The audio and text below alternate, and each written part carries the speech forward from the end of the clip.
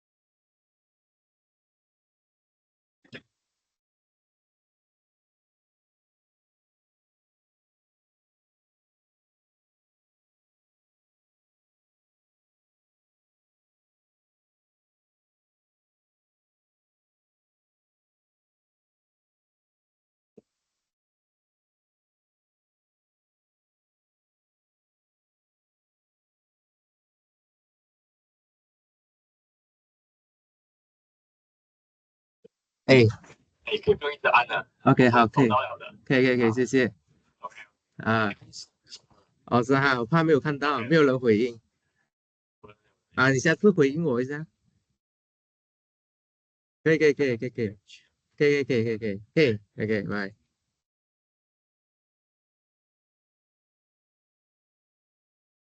Okay, the mic got a big problem, so let's use without mic first. One of your classmates told me, right? Do you expect? I mean, uh, how do you put it?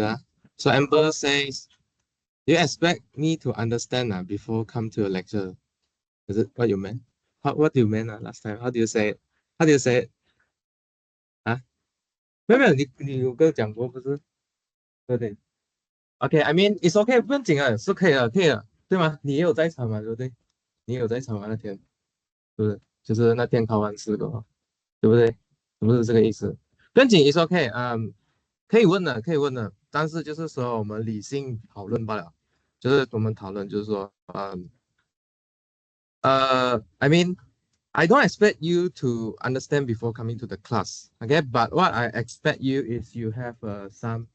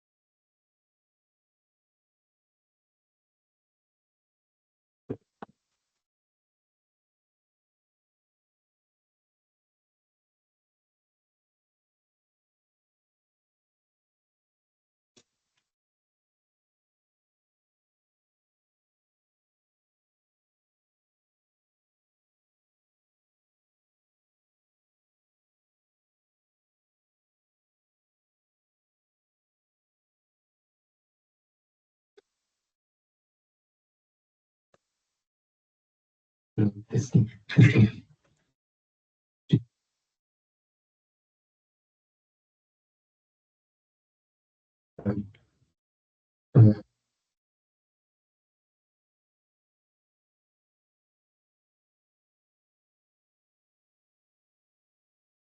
Giải可以学啊，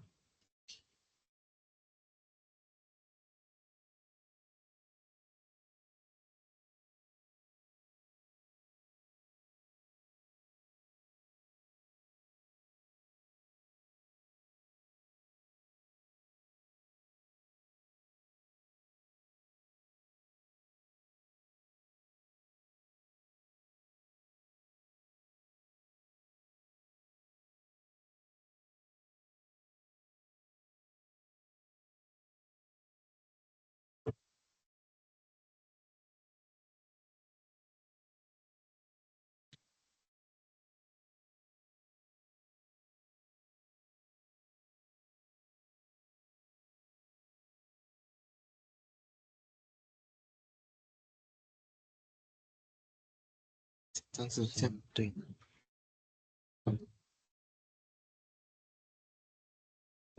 很冷静。OK，all right. So yeah. So I think most of you will think that I want you to understand before you come to class, but that's not true. That is false. Okay, true and false, right? Mathematics. So this is false. Instead, what I want you expect you to do is before coming to class, if you have some time, please read a bit because in the Moodle I have pre-reads, right? Okay, you don't need to understand also either. Okay, when you do the reading, what I want you to expose is expose to the language first. Okay, to the word first. Then when you come to the class, right? Then you listen to the word. Oh, this is what it means, something like that. Or you can come to the class and ask, hey, that time I read, I feel that I don't understand this part. Okay, ask in the class, is this okay or not? Is this correct or not? Okay, that's why you come to the class, right? Otherwise, you can just read at your home. No need me also. You have your book already. Go sleep at home. Study also. Correct or not? That's why I'm here. So you should come and interact with me. Okay, otherwise there's no point for me standing here. You understand or not? If I just read the book, might as well you just read your book, the book yourself. Correct or not? Okay. Another point is you have this kind of feeling you are right. Why you are right? Because whenever I teach, right, I teach from the point that's understanding point. Okay, I teach from the point that maybe you should do some calculation or have some understanding. Only that you can get these kind of how to say this kind of idea. Okay, but this is true. Okay, so there are two choices for you. Okay, so there are two choices. Either you take my word first, you go back and think again. Second, if you think that I'm wrong, you should challenge me in the class. Okay? Challenge me is not like fight with me, right or not? So we have to be, how to say, uh, Malay called Tamadun. Okay, we are civilized population. Okay, civilized population means what? We have to communicate. Okay, we have to discuss. Okay, it's not that, oh, I need to like, how to say, I need to beat you. No, not like that. Okay, we discuss. Okay, you correct. If you are correct, I follow you. If I'm correct, you follow me. Okay, so that's how adult works, right? Okay, so we should discuss. Anything else I want to say? Yeah. So in my class, right, basically, method is still important. I also teach method also, but to solve a question, that's not the only method. Okay, and then you will see through this quiz, last quiz. Okay, I hopefully we will discuss the quiz on Wednesday. Okay, then you will see what's how we mark and then what we want from you. Okay, no. Yeah, hopefully we can discuss on Wednesday because there's two more person haven't taken quiz yet. Hopefully can do it before Wednesday. Okay, yeah. Does it make sense? No. Okay, yeah. Okay. So please, if you have any question, just ask. Because some lecturer will say that you copy also wrong. That means you don't understand. I want to tell this kind of lecturer, obviously students don't understand. Okay. But copy wrong is not an end of the world. You should know that how to correct the mistake. This is the point. You understand or not? Correcting mistake is the point you come to school. Okay? Those who doesn't want to study, don't want to correct their own mistake, they will live out from the school. What they do instead, they go to the society. Society is another school. You understand or not? It's another school. Okay, but in that school, there's no like fixed lecturer, fixed teacher, or something like that. You are not like protected under some institution anymore. You have to go on your own. That's the difference. Okay, not everyone need to come to university to study one. You can go straight to a workplace. It's fine. But there's a advantage and disadvantage between these two. Okay, or not? Okay, so before we continue with new material, let's do some summary from what we left last time.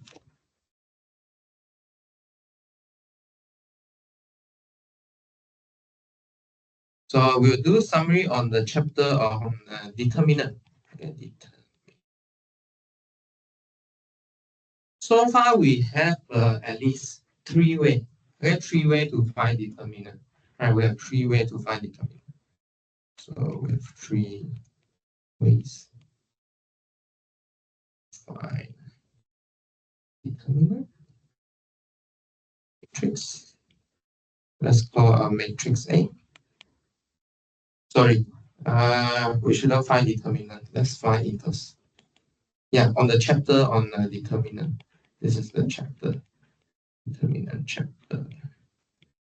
Okay, then we have three ways to find the inverse. Later we'll talk about way to find the determinant also. Let's find the inverse first. So what's the first way to find inverse? What's the first way we introduce? Using what? The keyword is what? Okay, how to get from A to an identity matrix? We use elementary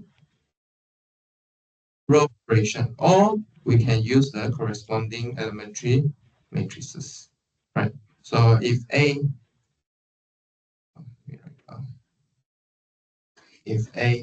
is invertible, then there exists E1, E2 to En times A equals to the identity. Then what you do is you just take this bunch of product as your A inverse. Okay, because what is inverse of A? Inverse of A is the thing that you multiply to A, you get the identity. And so you just take product of elementary matrices. So then there's this E up to E. Okay, so this is an elementary matrix as well. Second way, what do we do? Actually, it's similar to elementary matrix as well. So suppose you have an augmented matrix set out like this. Okay, then you do row reduction to identity slash neighbors.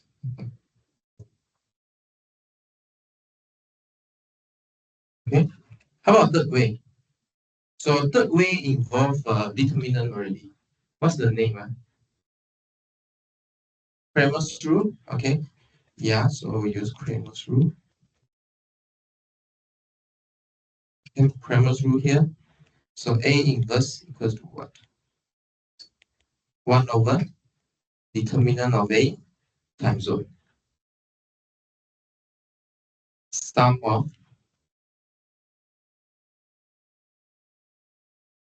Okay, right. A11. Yeah. So let's expand it through any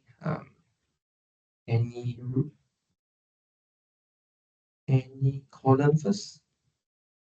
A, J, C, I, J, or you can expand in any row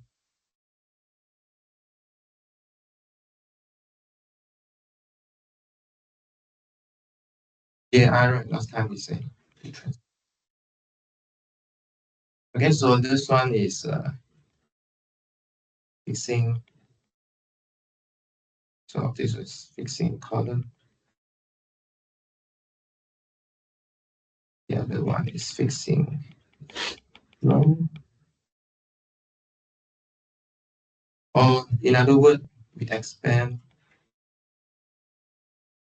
close. The other one we expand across. So in this two definition here, what do you need to know? You need to know how to find determinant. You need to know how to find core factor. Okay, so what's the definition of a determinant?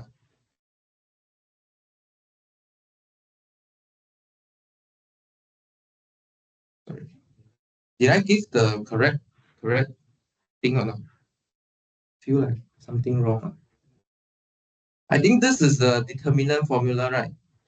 This is the determinant formula. So let's move it down first.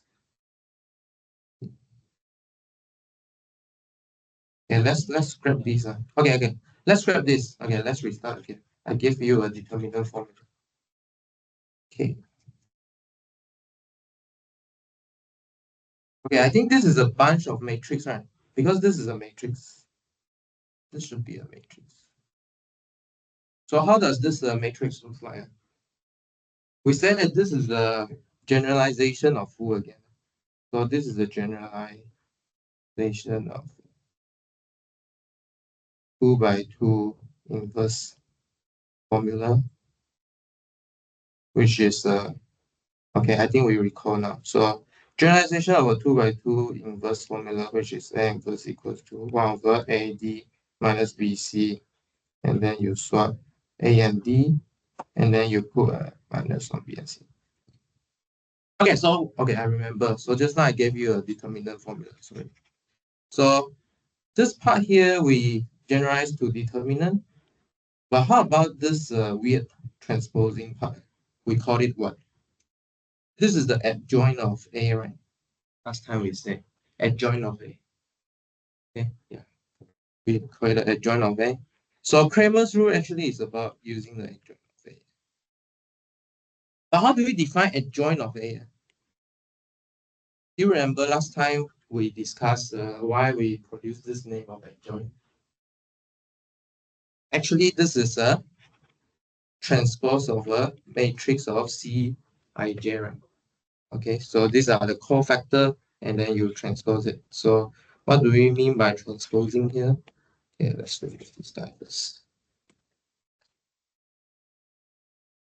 So if we write out the big matrix here, right, what should we write here? So C11, C21, C31, and then the other one C21. Then you see N1, you see, sorry, C12 on this side, that's C1N, CM. Okay, yeah, so this is the thing we left last time. Yeah.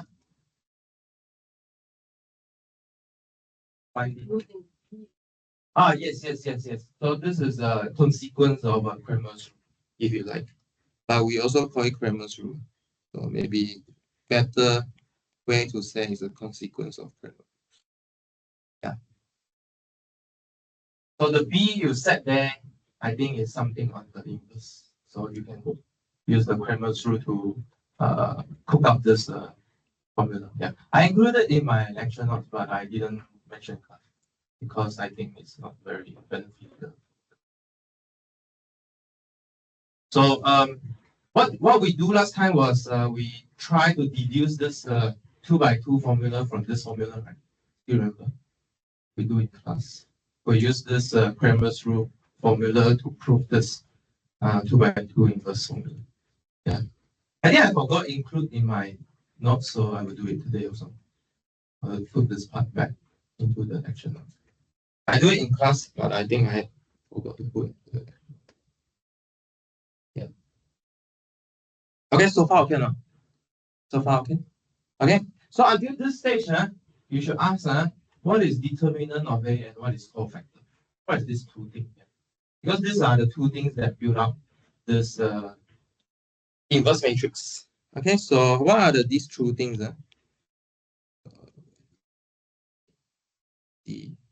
What are these two things? So what's the general formula for determinant of N? So just now, Edward give a formula, right? So maybe Edward can say again. What's the formula? Sum of I goes to 1 to n of A1j, determinant of A1j, like that. Okay, so this is the first formula I gave you. Okay, this is the first formula I gave you. So, okay, I think we should index wrong already. So what do is we fix the minor that we get from first row. Okay, we find the minor getting from first row. So what is this AIJ? Do you still remember? Yeah, a lot of things to go here. So where this AIJ is minor and minus 1 times n minus 1 matrix is a minor matrix obtained by removing the first row and j column of A. Okay, uh, but we also have the theorem saying that you can actually expand across any row and any column. Actually, not just first row. Okay, this is a theorem, but we didn't do in class. But we have example using this theorem, right? So we can either start with any row. Okay, so we just start with any row, or we can start with any column.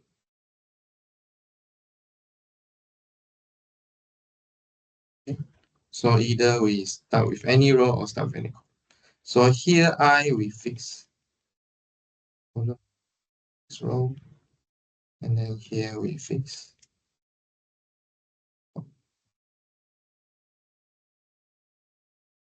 Okay.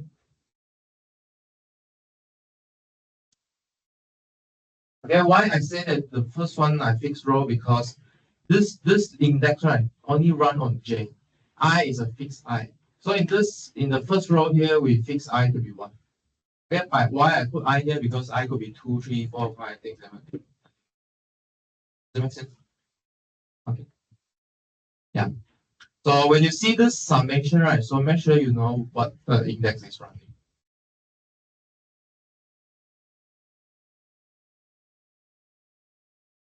Hey, those people who learn discrete math before see this kind of notation. One of you, like from SWE and DMT. See this kind of notation. Did you see this kind of notation before? Is it introduced? No? Not in discrete? Is it? Do we have it last time? Forgot. Some of the DMT and SWE come from my class. I teach SWE and DMT first time when I came here. I do the discrete math.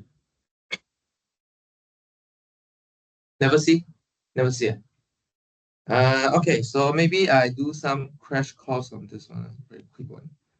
So how to read this notation? Let's say sum I equal 1 to n of I. What do I mean by it's just the I will run from 1 to n, so you just sum 1 plus 2 plus 3 plus like that.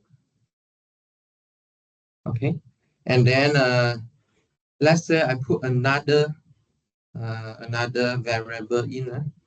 Let's say I put another variable in. Let's say sum from I to 1 to n, but ij in this case, but j I didn't tell you what is it. It's just j itself. So what should I get instead? What do you think? Want to try? Sorry?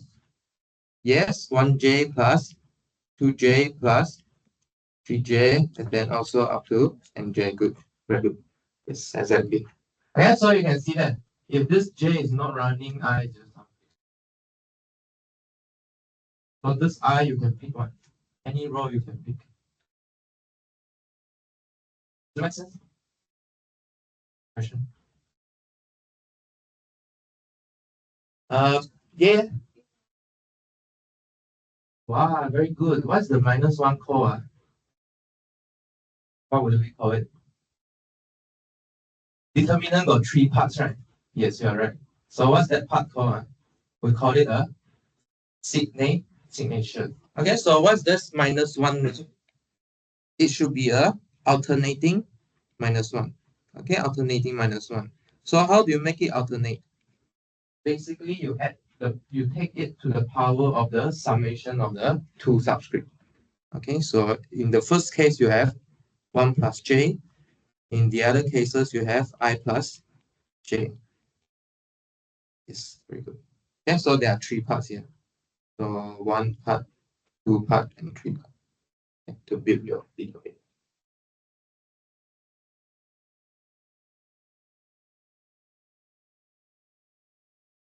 Okay, so you can see that, why determinant is defined again using determinant? Or why? Why? Do you remember why?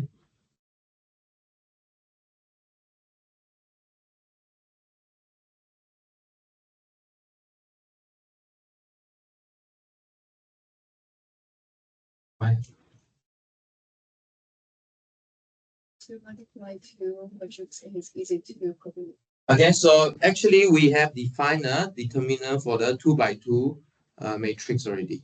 So minor will help you to decrease your matrix to a 2 by 2, a bunch of 2 by 2 minor. Then until that stage, you can use the 2 by 2 formula for determinant. Okay, yeah. So, so a remark here is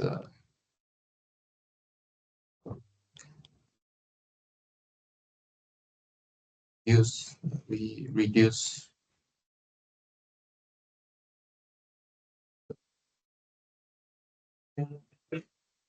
So yeah, so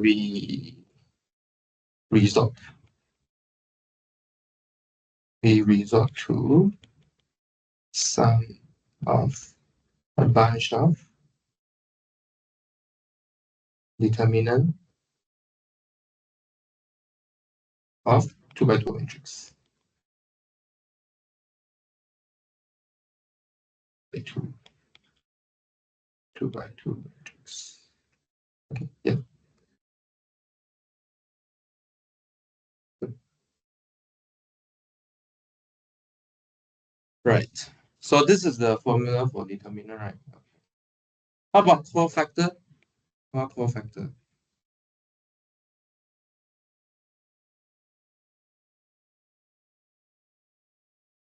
Okay, how about cofactor? And maybe we can introduce together here. Actually, cofactors come from this formula here. We come out with a definition for cofactor. Cofactor combines which part and which part? The combining. What's cofactor? Okay, let's write down the formula for cofactor. Anyone can tell me? You can look for your notes now. Yeah, so what's the formula?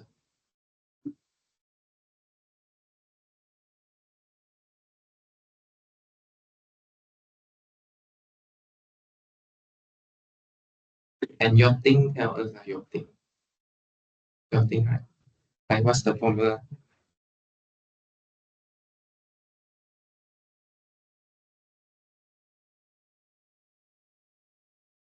Cofactor should be a number, right? Okay, so you should add up to a bunch of numbers. That's not how to add up. What's the formula? 1, sorry, at the top. So take it to a power and then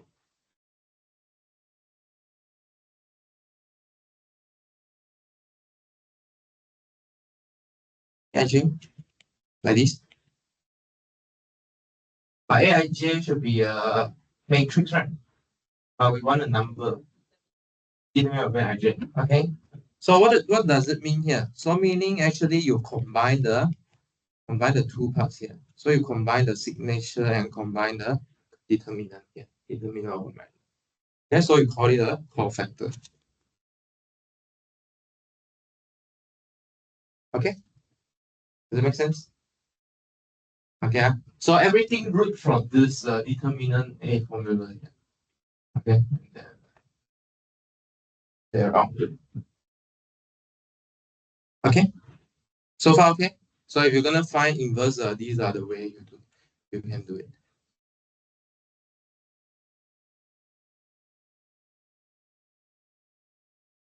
Okay. So one thing I want you to know before we leave this chapter is last time we say that a square matrix A is invertible if and only if the determinant of A is non-zero. How to appreciate this theorem? How to appreciate this theorem? Actually, you can observe from this Kramer rule here. Okay. So in the Kramer rules, right, you have a quotient 1 divided by determinant of A. Let's say the determinant of A is 0, then this thing will be undefined. Okay? So it has to be non-zero. Okay, so it's non-zero. But actually they are equivalent actually. If the determinant of F is non-zero, then you can find the inverse. If it is invertible, actually determinant of A has to be non-zero. Okay, it's equal. Okay. Also, right, the other thing you can see is for the first way to get the inverse, right? What can you see? Actually, you can row reduce A to identity if A is equal to. Okay, you can row reduce A to the identity. Okay, so another equivalent definition is A is row equivalent to identity. Very good. Okay, it also work both ways. Okay. But if it is row equivalent to identity, meaning what? It has pivot column in every row and have pivot column in every column.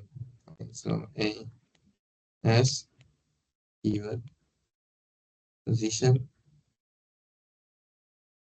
in every row. Okay, in every row. Every row means what? The linear system built up by this A must always consistent. Okay, must always consistent. And then it means what? The column of A will span Rn. Let's say this is an n constant. Because hello, no energy again. So then the associated linear system is always consistent. So the column of A will span Rn. Or using the language we learned last time, right? We will write that column of A is equal to Rn. Okay, the span of column of A. In other words, says what? The rank of A is also n. Okay, why? The rank of A is also A. Because our matrix is n cross n, right? So if you have pivot column in every row, right, it means what? You will also have pivot column in every, or even pivot position in every column. Okay, so because you have a pivot, you have A has pivot position in every column. Okay, pivot position in every column means what? All the columns are the basis. Okay, all the columns are the basis. So the column of A form a basis of I. But rank theorem tells you what? Rank theorem tells you what? Rank A plus what? Equals to n. Rank A plus the dimension of now A. Okay, so this implies what? The dimension of now A is actually 0. Okay, now dimension of now A equals 0 means what? What are the solution to your homogeneous system? Only the 0 station. Okay, yeah, optional. Okay, so these are all the equivalents where to tell you when a matrix is invertible. Okay, you can check either one of them. Okay, so let me give you this. So you can see that actually there are how many of them? 1, 2, 3, 4, 5, 6, 7, 8. So there are at least 12 of them equivalent statement. You can check whether this matrix is invertible. Actually, there are more. Okay, there are more. So after you add in the language for noun space and column space, you can write out in terms of noun space and column space. Language here. Okay, up to Q already. So how many? A until Q got how many?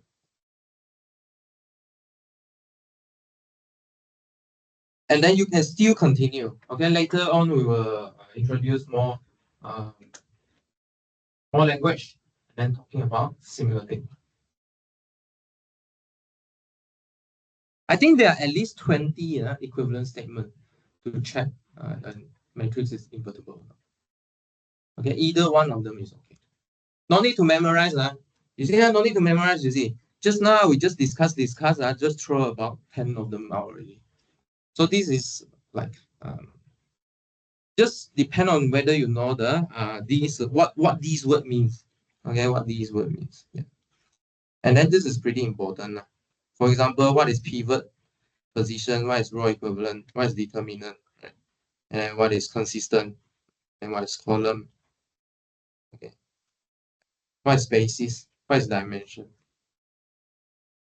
If I can challenge you, you can throw out even more, okay, equivalent statement.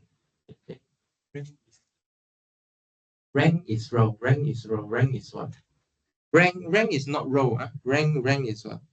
So what's the definition of a rank? So to define a rank, right, you start with a matrix, right? So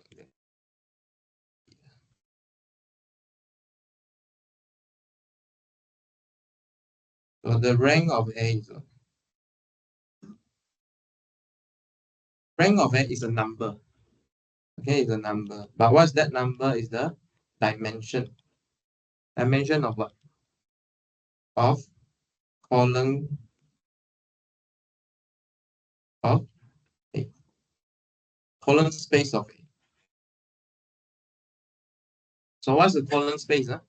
It's a span of rank of A is a dimension of column space of A, where let's so call it co A. Co A is what? Is the span of column vector of A.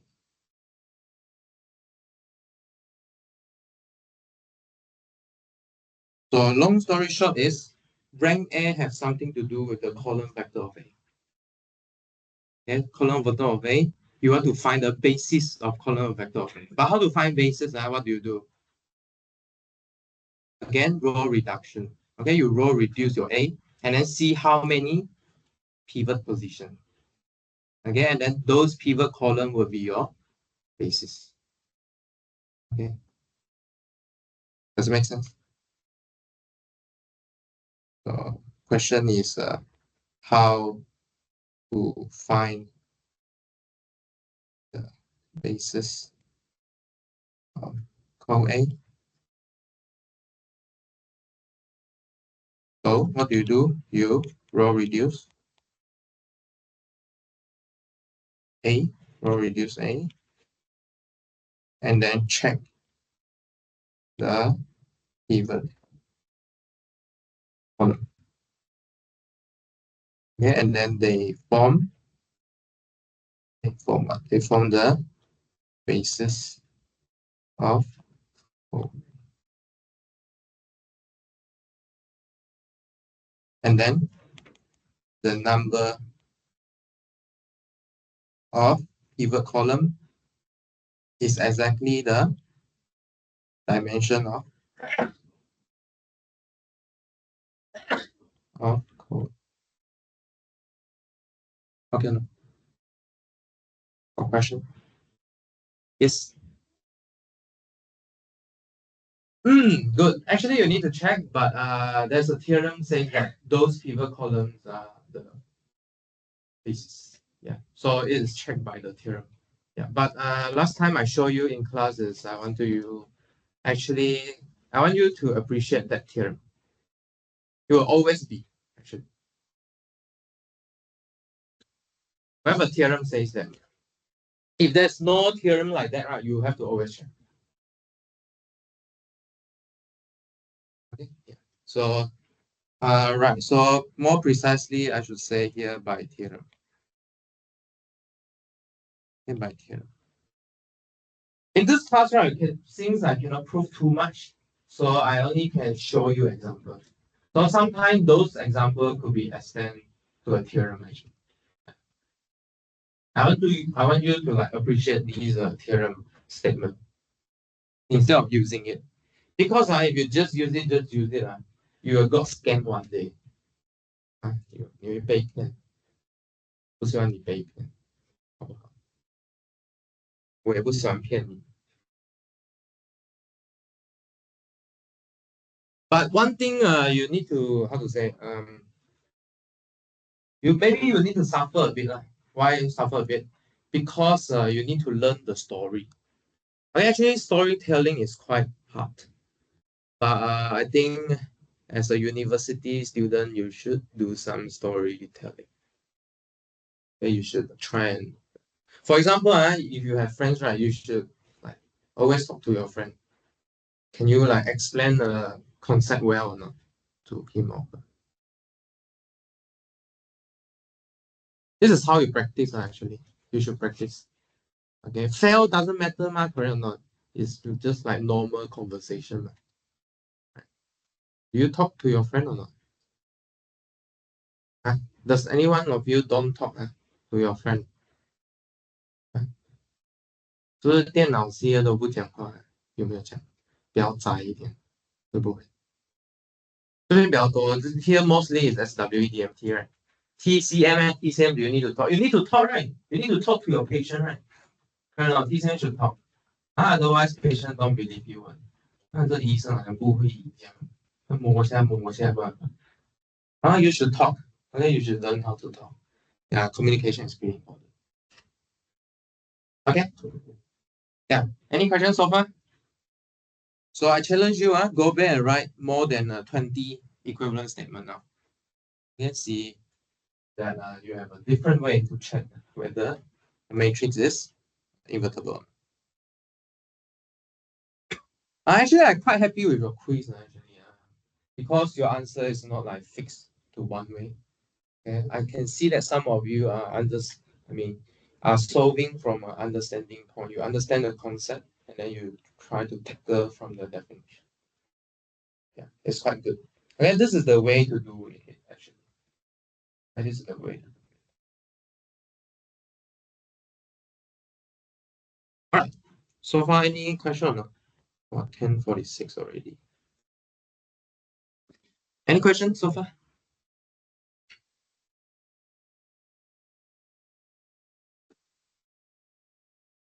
No? Okay, so let's introduce the definition of vector space, then we will take a break here. So let's do motivation. So let's motivate for next chapter. So what's so special about Rn here? What's so special about Rn here? So what is Rn? Let's recall what is Rn. Rn is simply a bunch of real numbers. How many of them? There are n of them. Okay, there are n of them. So there are n of them, such that all these xi live in okay, for all I 1 to n. Okay. So far, how many things we have discovered about Rn here? What do we discover? So we learn the subspace of Rn, right? So we learn about subspaces of Rn. So what does the subspaces need to satisfy? Three property, right? Okay. So let's call it H first. Okay. So how many need to satisfy? So first, you need to make sure that zero vector is inside H, and then it is closed under addition. Good. So closed under addition means what? If VW in H, you need to make sure that V plus V in H. Good. So I need to check that V plus. And then third one is closed under scalar multiplication. So if C is a real number and V is in H, then C times V must be live inside H. Okay. So what's the nice thing about this subspace is we can find a set of bases. Okay, we can find a base of bases. So what's the condition of bases again? Things right. Linearly independent and span. Okay, so span would justify the usage of bases here. What spans? Spans what? It should span your subspace. Okay, so what can you see here? From a very big space Rn, right? We look at some small subspace here. Okay, so small subspace here is like you can live among yourself already. It's closed inside. And no matter how you add, how you scale, you still live inside there. Okay, so I mean to give you a picture, right? So let's say xRn is like this. Actually, it's unbounded. So if it's unbounded, let's put dotted. Okay, let's go a dotted line here. So this is Rn because it is infinite. Okay, within a subspace. So maybe you could form a subspace here. Okay, H. Okay. Inside this H, right? You can find some bases. Does that make sense? Yeah. Actually, inside Rn, you can find a basis for Rn, right? So what's the basis for what's the like what's the natural choice? Okay, what's the natural choice for basis for Rn? Do you still remember? For the standard basis. That's why we call it standard. So how do you write standard basis? Do you still remember? E1, E2 up to En. Yeah. So you should appreciate because Rn is infinite, but the standard basis only have n of them. N vector is enough to express everything inside Rn. How? How do we do this? Still remember how do we do this? So let's justify this a bit. So n numbers, right? So we have x1, x2 up to xn.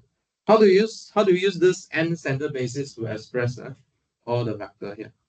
We write it as a linear. The keyword is linear combination. Okay.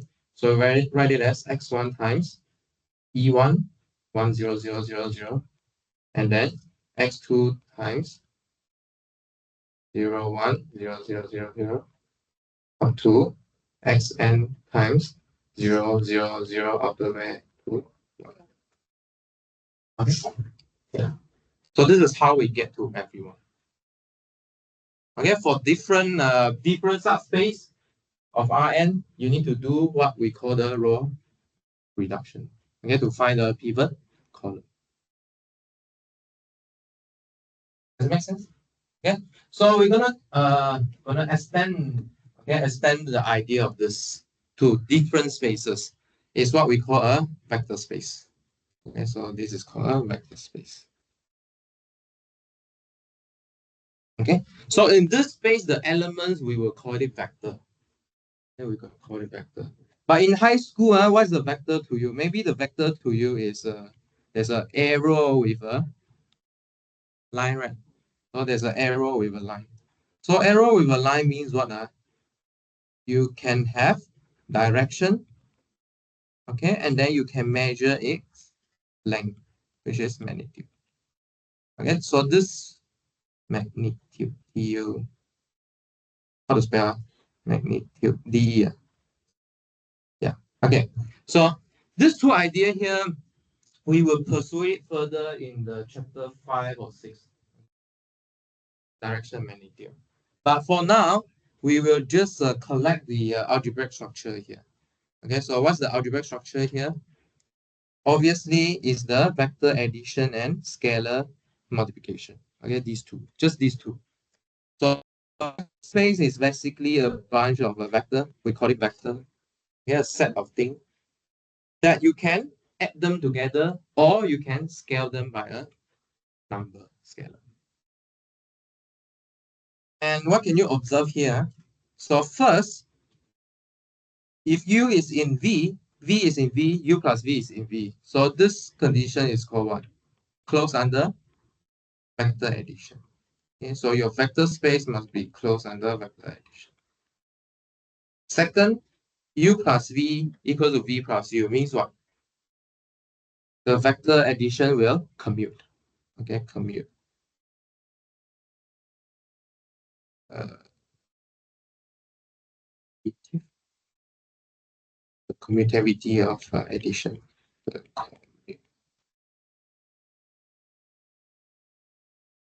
Addition. And then how about the third one?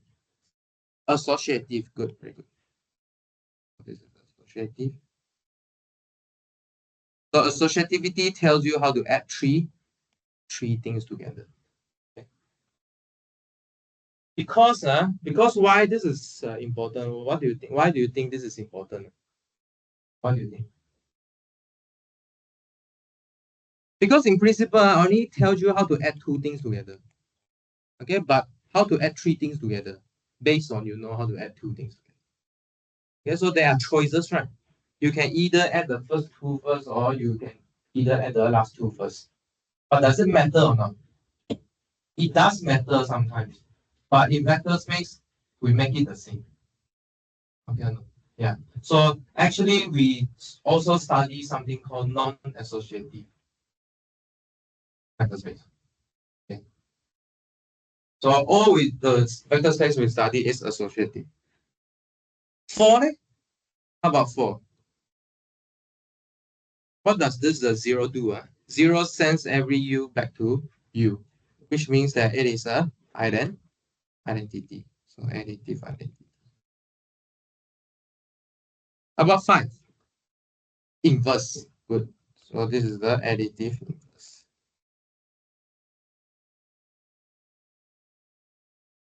6. If C in R, U in V, CU is in V. Right, so this is closed under scalar multiplication.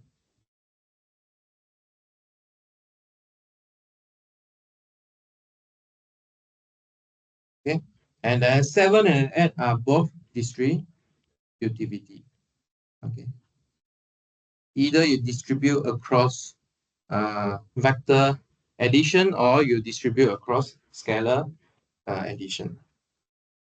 D, D is also D is what? D is actually associative. But this associativity a bit special. Why is it special here?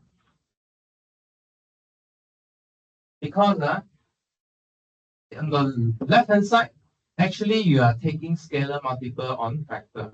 But on the right-hand side, what do? You just multiply two scalar together. Okay, so this part is a bit special. Okay. So on 9, right, you should get a vector and then you do scalar again. But on the right hand side, what do? You multiply the two scalar together first. Only you do the scalar multiplication. And then D is what? Also identity. So this is a multi scalar multiplicative identity. So this is also identity. Okay. Okay. So after break, later we'll see that why Rn is a vector space by checking all this. Then we will see why Rn is a vector space by checking all this. So let's take a break until 11:07.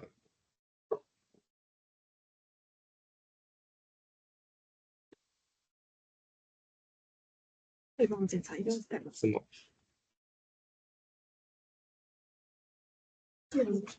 嗯哼。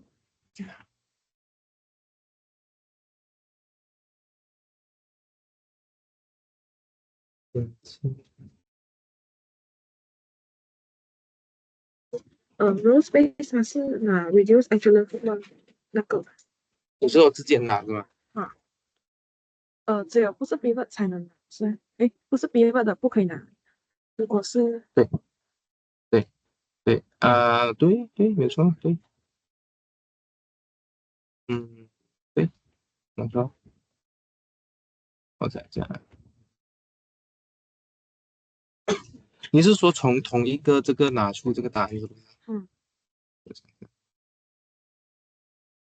合理吗？因为我们在班上的时候是把它变成值了，然后我们再做，对，我们 transfer 过后再做 row reduction 是不是？但是好像结果是一样的。为什么它的 dimension of column A 跟 row A 会一样呢？会一样哦。为什么啊？为什么哈？给我想想。对，为什么会这样？对这个丢对，哪是，为什么？对，我再想一下。对，我知道你在问什么，我再想一下。我想一下，因为我那天教的时候，我不是直接这样子做的，我不要升职啊，我再做。我是我有想一下，一些去年是我知道你讲吗？因为我会看哪一个比较适合我，比较容易理解。可以，我觉得 make sense。给我想一下，还是我想到了再跟你讲。那有其他问题吗？有，就是你讲的那个 subspace 那些啊，其实我们总会理解它的 basis 啊，其实我们做雷构这样啊，是最小一个零件，然后把它没有错，起来。但是它答的方式是那个 linear combination。对，就这样。然后 standard 一样的东西，但是因为它是最 natural 的一个 choice，就是你看他写的方式就很简单。就是 basis build subspace build 整个 Rn。可是你刚刚说就是subspace 也在 Rn 里面，然后 basis 也在 Rn 里面。如果这样子的话，是 basis 然后才 subspace，然后才 Rn，不是 basis 是可以 build subspace，但是 subspace build Rn 的话不一定是拆分开来 build。但是 basis 也可以 build Rn。我想一下 ，OK，等一下先，就是说 basis of subspace 跟 basis of Rn 可以是不一样的。不要这个 basis 是要 depend on 那个 hash。那你看我这个图，你看 hash 里面会有 basis，Rn 里面也可以有它自己的 basis。basis 是 depend on 那个 subspace。但是为什么我们叫它 spectrum basis？因为它就好写哦，你就容易写出这个每个 vector 的反出来。这样解释，你不觉得容易吗？你看这个东西的时候，你觉得容易吗？对不对？因为 instead of like 我们会有什么11000什么1减1什么这样那种，就是把它的 scale 变得很小。之后不要搞它。对，but I mean 就 yeah，我要讲的对吗？但是你想这个 build 这个是不是直接 build？不一定。不是，因为 Rn 可以不同的拆法，就这样呀。但是 basis 肯定是 build 这个 subspace。这个 subspace 在这个 Rn 里面的意思是说，Rn 里面可能有很多个 subspace，因为你们也有算过吗？你们 row reduction 那些 now A 啊，有各种不一样的 combination。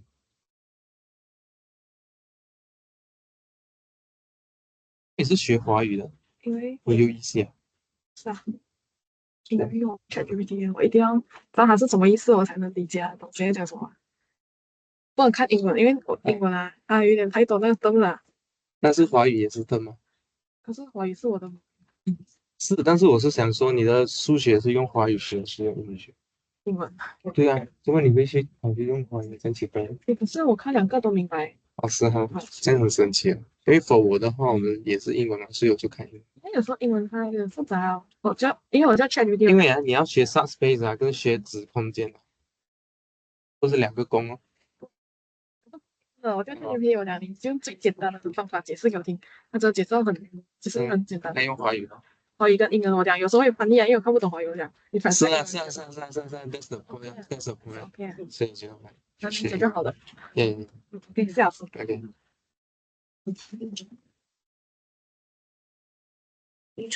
历史动态的区别是什么？就啊，OK，用这两个 example 啊，所以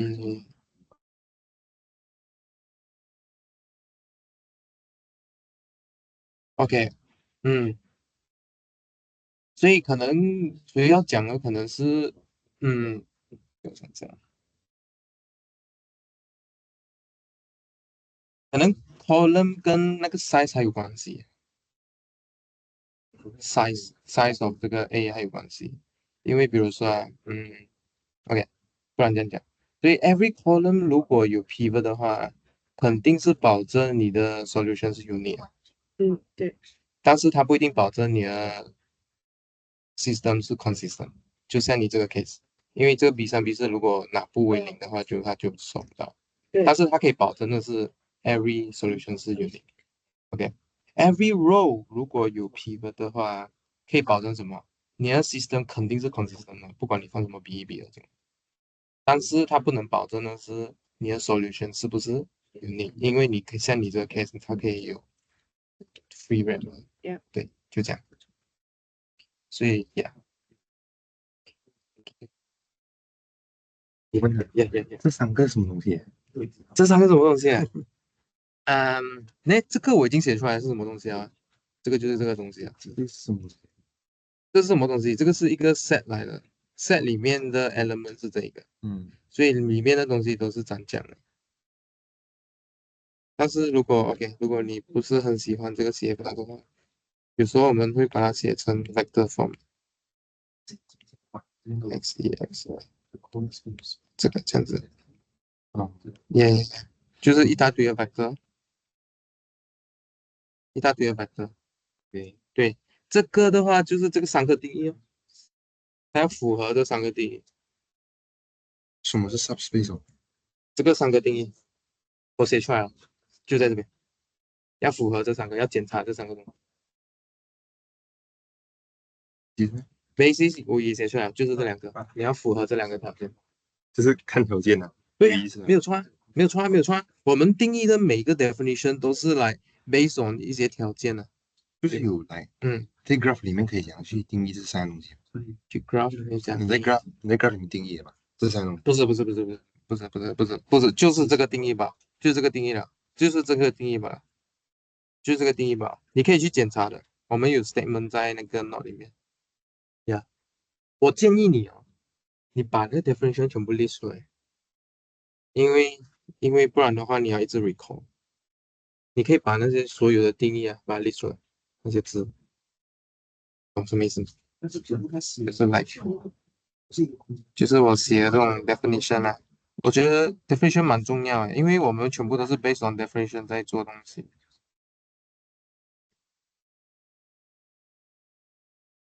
哎，这种 definition 啊，要把它写出来，这样的话你比较容易 recall，不然的话，我觉得你会比较难 recall。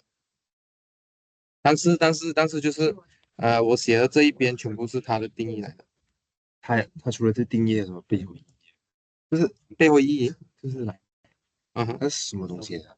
它就是这个东西。对，OK，比如说这个东西是什么，对不对？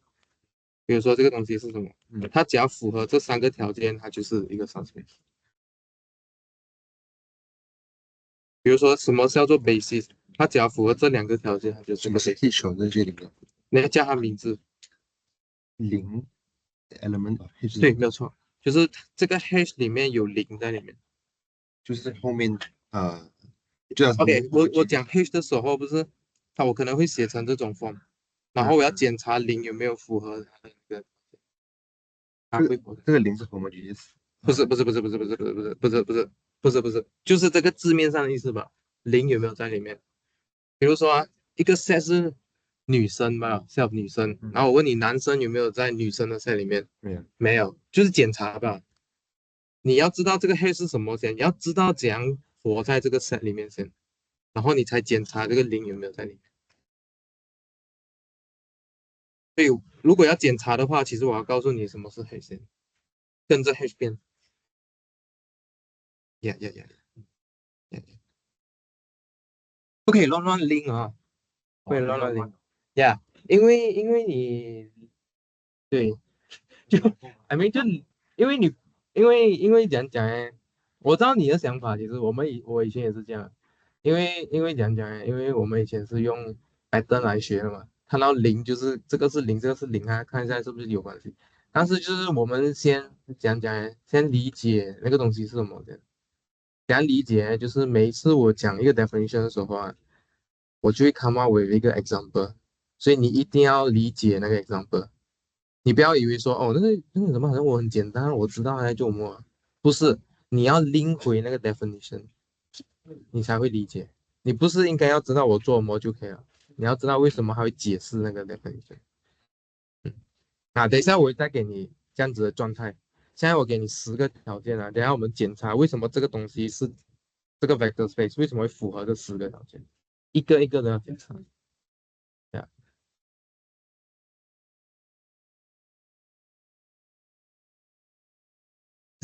Okay, so one technique to learn linear algebra is you really need to appreciate the definition. Okay, so you see now already chapter 4, now is week 3. So somehow you should turn your mindset a little bit. So here we introduce a thing called vector space. So this is a definition. So whenever we say a definition, you must be very how to say, discreet, okay, in learning this. So what's a vector space? How do you decode this so long thing? So one idea of mathematics is we want to make a very complex question into a very simple principle. Okay. So in this case here, there are 10 of them. Okay. So how do you need to appreciate this? So first of all, this is a set. Okay. So in this class, there are few objects you need to be careful. One is set, one is function. These two things only. Okay. Inside set is what we call element. Okay. So like students build out a classroom. Okay. Classroom is a set, and then students are elements. That's all. Okay. So every time I introduce a terminology, you should ask yourself: is it a set? Is it a function? Okay. So now we just talk about set. Okay. So this is a set. Set that has what? That has two operations here. Okay. Addition and scalar multiplication. With 10, we call it axiom actually. 10 axiom here. Okay. So what is axiom? Axiom is something that we say that it is true. Okay. There's no reason why it is true one. We want it to be true. Okay, this is called axiom. Okay, so mathematics always start with axiom. Within that axiom framework, all the theorem is true. Maybe if you go to a different parallel universe, it's false. That's okay. Okay, at least the one universe is true. Understand or not? Okay, so that's why we love maths so much. Because we can create the universe we like. In fact, almost want to be proven already. These different universe might exist together. There's a physics theory for what? Parallel universe. Does it make sense? Does it make sense? I don't know. Maybe it makes sense someday. Okay. Maybe in this universe, you got cancer, but in the other universe, you are okay. You survive by cancer. Okay. Depend on what you, what's your action. Okay. What's your action? For example, what's your action? Like today I got LA class. You decide to come to class or you decide not to come to class. Okay, if you come to class, there's a different consequence. If you don't come to class, there's a different consequence. Okay, so right, so 10 axiom here. So meaning what? Let's say we have an example here. Rn is a vector space. So meaning what do I need to do here? We need to check what? Ask ourselves whether this Rn is a set or not. Okay. This Rn has two operation or not? Got or not? Rn got two operation or not? Do we have? We have vector addition and scalar multiplication here. We defined last time, right? Okay, so how do we define? How do we define the addition and scalar multiplication? Let's recall. Okay,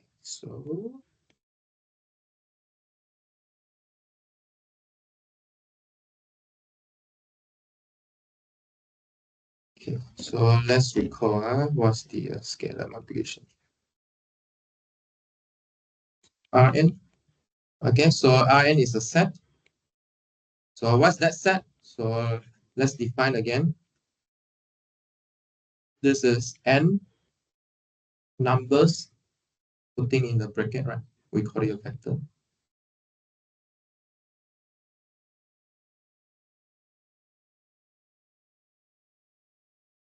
Okay, it's a set. So to check vector space, we still need two operations, right? So you need to add two. We need to have a vector addition and scalar multiplication.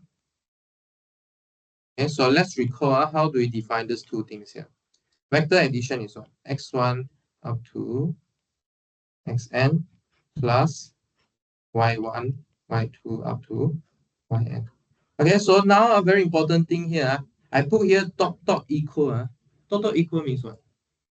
We define it. Actually, we don't know what it is. What is it? But we define it. How do we define it? Do you remember last time how do we define it? We simply just add the n number corresponding x1 plus y1, x2 plus y2, up to xn plus yn. Maybe you can ask me a question, Can you permute also or not? For example, x1 plus x2, x1 plus y2, right? x2 plus y1. Can you do that? You can. But I don't know whether it is a vector space or not. You can do whatever you like. But this is what we do. Okay. Why is it useful? The whole chapter 1 using this. So this is just a one way to do it. Okay. How about scalar multiplication? How do we define it last time? C times every term. Okay, C times every term. Maybe you can ask me a question. Can I just time everyone except C2? You can. Maybe you can. Just that I'm not sure whether it is a vector space or not. You can play anything you like. Okay? Yeah, or if you don't like to multiply C, maybe you multiply by reciprocal of C. Like that. But there's a problem here, right? If C equals 0, what do you do? Maybe you define differently. Okay, make 0 times everything to be 0. Something like that. Okay. So to avoid this kind of complexity, we just put C here. Okay, so that we include a case. where 0 times the vector is 0. Okay. So this is the two definition, the two operation here. Okay. And then what else you need to check? You need to check the 10 axiom here. Okay, you need to check the 10 axiom here. For example, 1 and 6 is easy to check. Okay, why is it easy to check? You need to make sure that the addition of two vectors is still in V. The scalar multiplication of a vector is in V also. So I'll ask you a question. Is the M product here an element of Rn or not? Why? How do you check? You need to satisfy your Rn condition here. Okay, so what's the Rn condition here? You just write out n numbers such that all the numbers live in R. So in this case here, you need to ask yourself a question, whether these n numbers is in R or not. Whether this n numbers is in R. So how do you get these n numbers? You do it by adding up two n numbers together, two real numbers together, n times. Okay, do it n times, different times. Okay, so if you add two real numbers together, what is it? It's still a real number. Okay, so this is how you check it. Okay, and then a real number multiplied by a real number is still a real number. So you need to check it is an element. You need to check whether it satisfies the set condition or not. Okay, how about the rest? How about the rest? For example, u plus v equals to v plus u. Okay.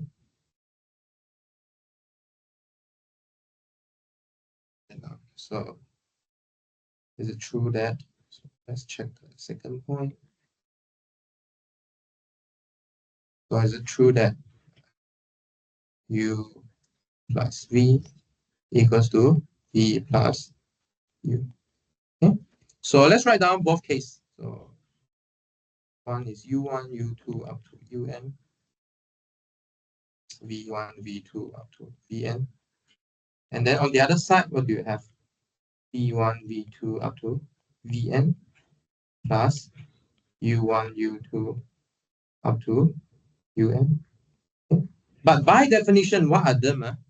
They are just adding up what? The n components together. Okay, just add up the n components. Component-wise. Okay. So is the n product the same or not? Okay, if they are the same, why are they the same? So here there's an idea here. When do we say two things is the same is very important. Do you still remember when it's two vectors the same? You need to compare every component. Okay, every component you need to compare. So is u1 v1 equal to v1 plus v1. Why? Because in real number, the addition is commutative. So in other words, what? Actually, we should define our real number to be commutative first. Only then we can deduce for all the large n. Okay, all the R. Okay, so we have to start somewhere. Right? We need to start from that our real number is commutative. Okay, then we can deduce for all the R. Okay, so in other words, what? So if you're gonna check all these conditions, right? Actually, you should reduce to checking the case on R. Okay, because if you want to check two vectors the same, you need to check that every component is the same. So meaning what?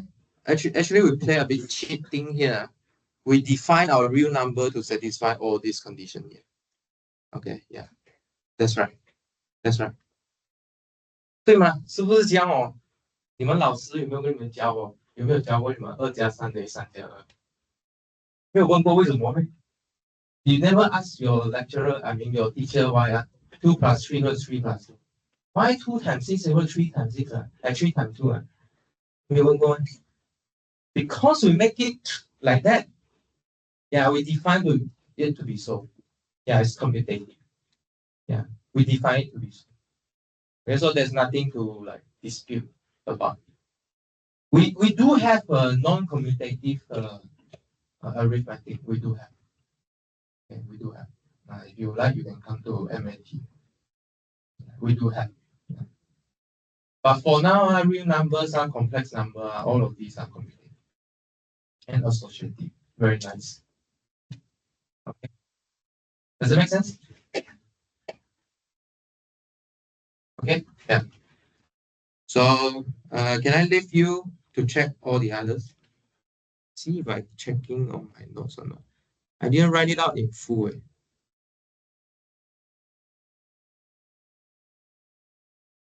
Right. So yeah. So let's write it in full. I mean, so I will do it for you in the lecture notes.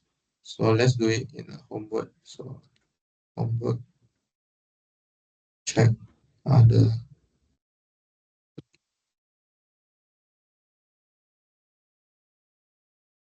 Okay, let's see different spaces to give you a flavor how to check these identity here, this axiom. Let's look at different spaces. I give you some idea how to check. So second one is a set of infinite sequence here. Okay, of infinite sequence. So let's try. So let's do a different example to give you some idea how to check this 10 vector space axiom. Set.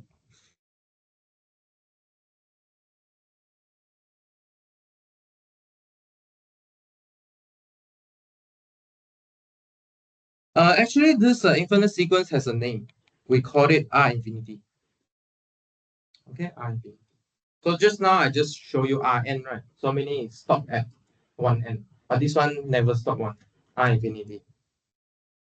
So two things, okay, we need to define. Okay, so like Southern, what's the two things we need to define here? Two operations. What's the two operation? Keyword you must remember. Okay, vector addition and scalar multiplication. Okay, so the keyword, you need to get keyword first. Okay, get keyword first. So scalar multiplication. Okay. So what do you think? So if I give you two infinite sequence, right? What's the natural way to add them together? What's the natural way to add them together? What's the natural way? How to define it? What's the natural way? What do you think? Sorry? Yeah, add by component, right? A naught by B naught, and then A1 plus B1, A2 plus B2. Okay. Okay, so this is a natural choice. Okay. How about scalar multiplication? It's really similar to the Rn case. So you just multiply each term by C. Okay. And then you check the 10 property. Okay, check the 10 property. So imagine, so you should ask yourself whether the two operations that you define give back an element in R infinity or not. Yes, right, because you still write it as infinite term of vector. Okay, vector infinite term. Then do they commute? Commute or not? Because each term should commute. Okay. Inside each term is still real numbers, right? So everything that holds in real numbers still hold in R infinity. Any non-trivial things to check here? Maybe tell me what is the additive identity? Additive identity here. What's the infinite series that you add to it? You get back yourself.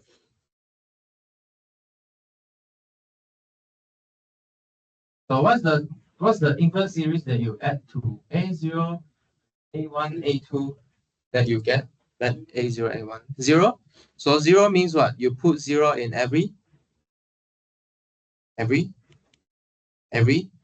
spot. Okay, you put 0 in every spot. Okay. Because what? Because if you take A0, A1, A2 at the 0, 0, 0, 0, you should get that A0, A1.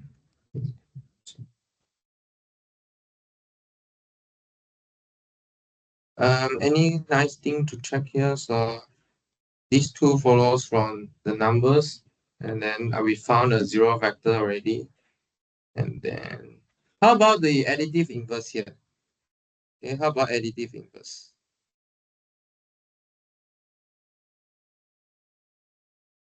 Let's say we want to find additive inverse for A0, A1, A2. How about this? So what does it mean? It is something that add to this vector, you get 0. Okay, so you need to find something that, add to, let's say, what should we call it?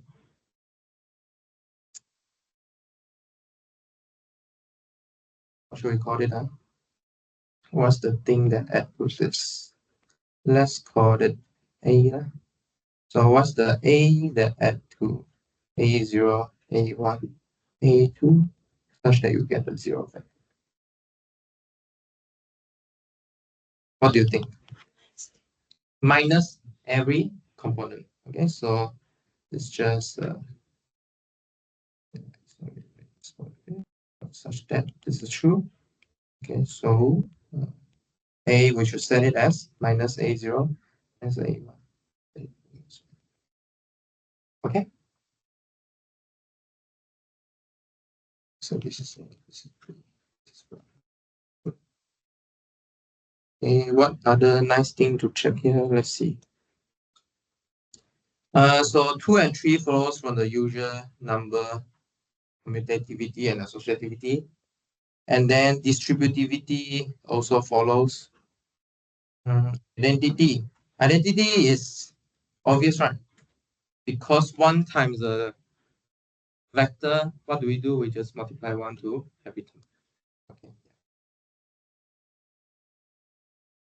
All right, so let's look at the next one. So now we just check how to say, the main properties. So if you go back, try and write down in clearly each step. I'll try and write it in my lecture notes. Okay, so you can check it. Next one, let's look at the polynomial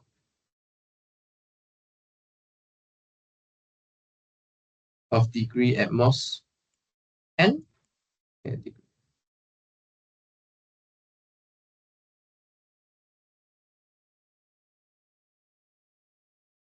actually, this course, when it designed, we could go to the level of this set of polynomials of degree at most n. I mean, the theory that you will see, upcoming theory you can see, but we won't do it in this class because our class is quite short. Okay, we cannot expect you to like understand. Okay, when we go to a different vector space than Rn, but at least I want to tell you that this is a vector space, and then later when you see a theory on a vector space on Rn, maybe we just fix it to Rn. It should be able to apply to this case. Okay, so at least you should know how to check something is a vector space. Okay, but the theory that we were gonna introduce later, we try not to do it on this kind of a vector space. We will restrict to Rn. We will restrict to Rn. So in this class, we will restrict everything to Rn. But at least I want you to appreciate that there are more vector spaces than Rn. Okay, so this is one of them. So the set of polynomial of degree n most n. So what's the elements looks like? What does the elements look like? So let's write down the general form here. Maybe you don't know about it, so I'm going to tell you now. So the general form here is a0 plus a1x plus a2x squared up to an xn. such that A0, A1 up to AN are scalar in R, or I just says that they are in R. Okay. So note that there's a special A0 here. Why is it? This is the constant term. Okay, for example, let's say we have let's say we fix, so let's do an even smaller example here. Let's say we fix P2 here. Okay, so our degree is at most 2. So what is inside here?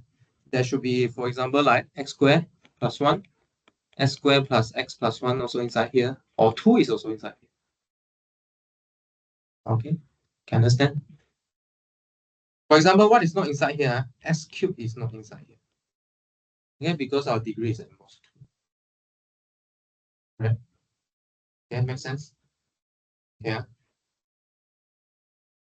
You want to try? You want to try a polynomial whether inside or not outside? Maybe one person give a polynomial. Or do you know what is a polynomial? You know what is a polynomial? Maybe someone give a polynomial. Like salami. Can you give a polynomial? No need to look at here. Any polynomial will do.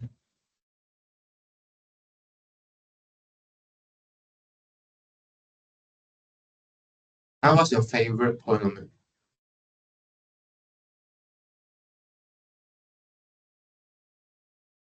2 x squared plus 3. Okay, let me change the question.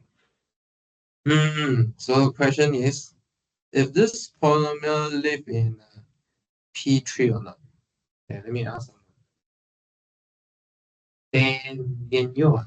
Is it Nienyo? Nienyo? Okay. So the question is 2x squared plus 3. Is it in P3?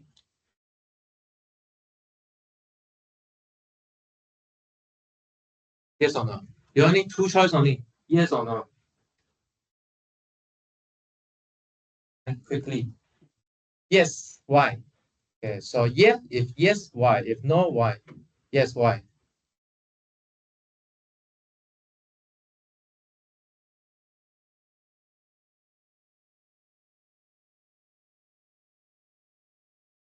Right? Same degree. So P3 means what? P3 means what? Top the answer. P3 means what? Inside P3, the polynomial have degree what? At most 3. Okay. But in this case here, this polynomial, the degree is 3. Hey, does anyone know what is degree of a polynomial means? It's the highest power. Okay, it's the highest power of the polynomial. Degree of polynomial is the highest power of the monomial term. We say a monomial term. Yeah, I think we should write that out. Otherwise, I assume you know also. You guys know, and where do you guys learn this kind of degree polynomial stuff? What? Advanced Mathematics 1. This semester. Last semester. Last short sem. Okay. Advanced Maths. Others, high school, high school got learn. Okay, good. Middle school, okay, good. Okay, good. I think, but to be complete, I think I see. I will write it out. Okay, cool. So this one, yes. All right. So let's check that this is a vector space. Okay, so let's check that this is a vector space.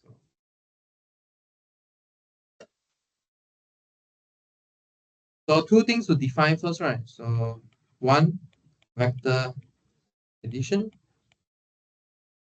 Second, scalar multiplication.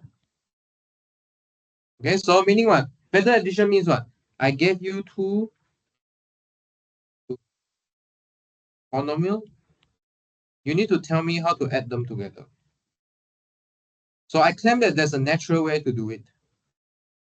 Okay, so there's a natural way to do it. See if you can see the natural way. So let's give you two polynomial first. What do you think? Is there a natural way to do it? What's the natural way? So in maths, we like to talk about intuition, 灵感 intuition, natural way, 自然的. So if you think that this is not natural, you should think why people say that is natural. Okay, maybe it's not natural for different people, but you need to at least understand why people think that that's natural. 因为很多人不会算数学很怕数学，为什么？因为他们的思想不一样。你没有错，其实你没有错，你没有错，你是跟别人不一样啊。但是你有一个错，那个错就是你不想去理解对方。You don't want to understand what others do。他很难，他就放弃。They feel that it's hard, then they give up. That's a mistake. It's not on you.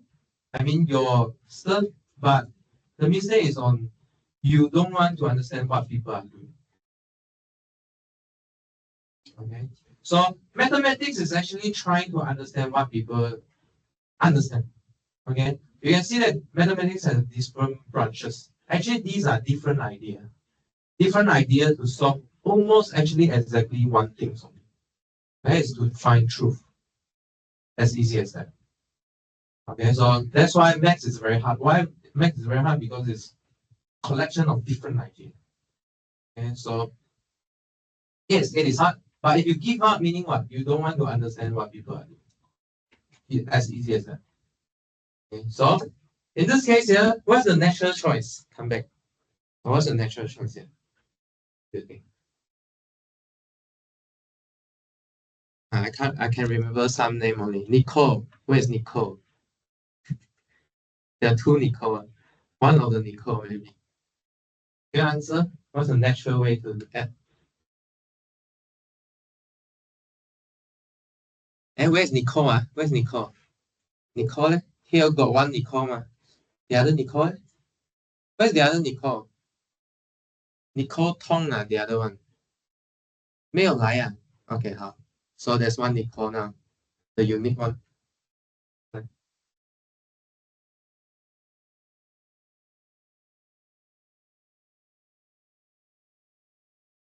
Okay, and then? Uh-huh. Okay, so what do you mean here? So you mean you add out the coefficient with the same degree of monomial. Okay, a0 plus b0, a1 plus b1 times x, and then a2 plus b2 times x squared, and then so on. Okay, all the way up to an plus bn of x. So what can you see here? Similar to what we have in vector Rn, right? Vector space in Rn. But in this case here, we use this monomial to record the position.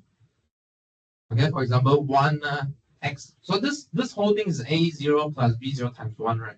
So in other words, how to understand this 1 here? Actually, there's a hack here, right? This is time x to the 0. So you see how every term is multiplying with x to the some power. 0, 1, 2, 3. Okay, so this is the consistent way to see it. Okay, so you add out the coefficient with the same degree. How about the other case? C times the polynomial. What do? You just simply multiply to every term, every coefficient.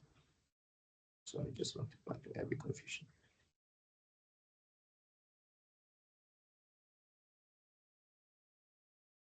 C times A0 plus C times A1 x plus C times A2 x.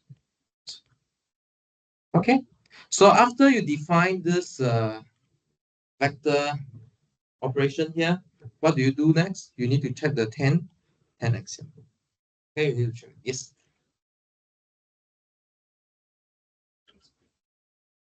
Hey, sorry, sorry. Thank you. Sorry, shouldn't be a comma here. Should be an addition. Thank you. Yes, thank you. Yeah. Otherwise, we go to a different space. Yeah, thank you. Okay, so you should check that these two live in Pn also, right? These two live in Pn because why? You still produce a polynomial of degree at most, and you don't increase the degree, right? We didn't increase the degree. The degree is still the same. Yeah, at most. Okay, we still live in the same space.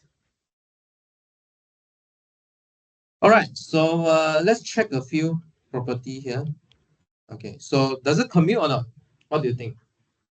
This vector addition commute? Commute, right? Because it commutes at this scalar level. Okay? It commutes. Associative or not? And you also check associativity at every spot. Do you want to write it out or 要写出来嘛？要写出来嘛？你们要讲不要来一直问好像爸爸问孩子、妈妈问孩子这样，吃饱了吗？吃饱了吗？要不要吃？要不要吃？吃饱了吗？不要就要，不要就不要哦，对不对？我们沟通 efficient 一点，要就要，不要就不要。If you want, then say one. If you don't want, say no. Because this is our culture. I'm not sure someone from Middle East know or not. Our culture here is like the parents will ask the kid, "You want to eat? You want to eat? You want to eat 10 times?" The kid doesn't answer. And then most of the time, it's like the parents will like put the food in front of you. Eat, go and eat. No need to ask anymore. Eat only.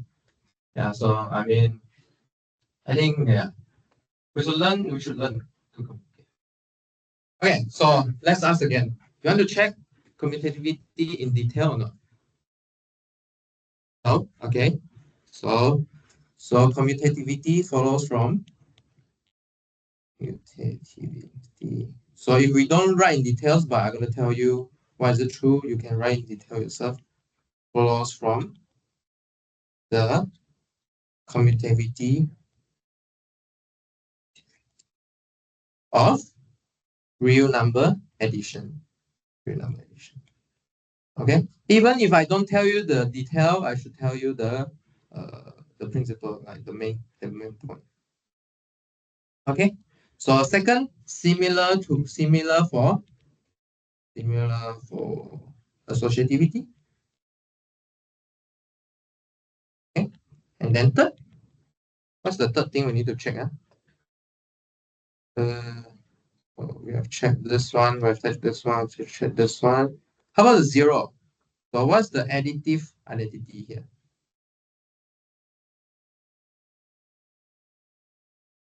What do you think?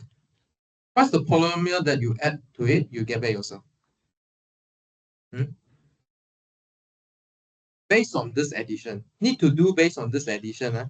What's the thing that you add to it, you get back the original polynomial? You set all the bi's to be 0. Okay, so the additive polynomial identity is px equals to 0. Okay, you set all the bi's to be 0. What else you need to check? After that, you need to check additive identity. Okay, additive inverse. Okay, so again, same. So how about additive inverse? Okay, so what's the additive inverse for, let's say, px equals to a0 plus a1x up to an to x. Okay, so what is it? It is just negative x, okay, which is putting negative on all the coefficient.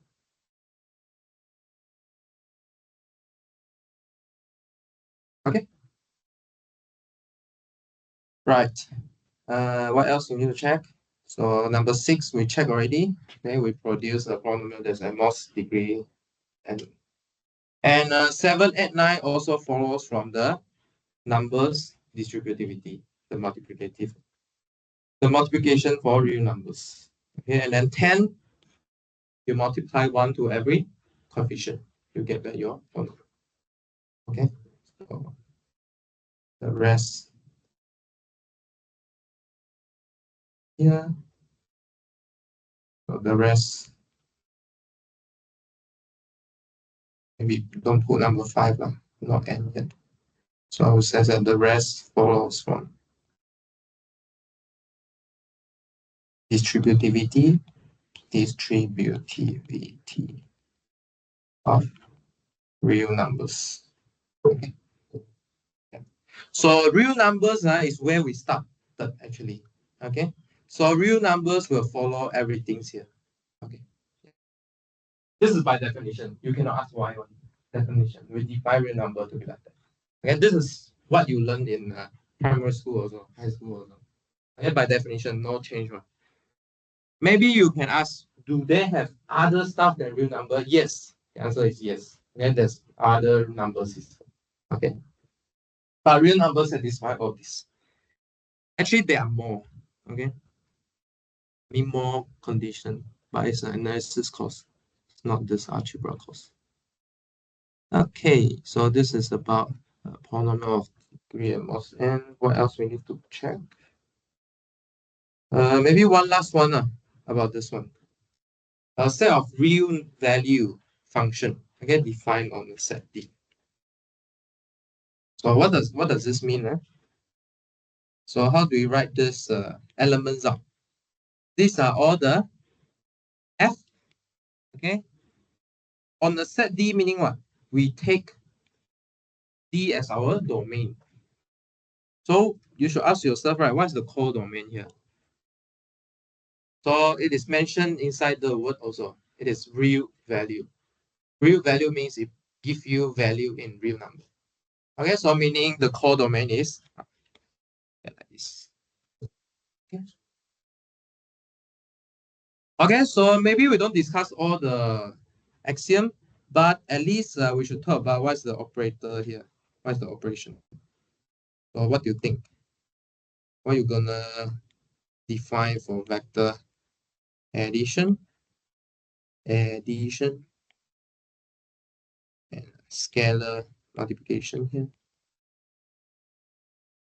How do you add two functions together?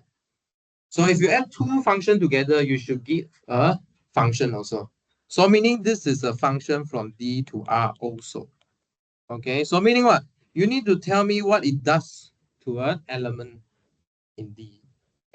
So if I input x into f plus g, what do you think it should output? Sorry? Y? What is y? What is y in this case? Sure, which real number you want? It couldn't be any one of them, right?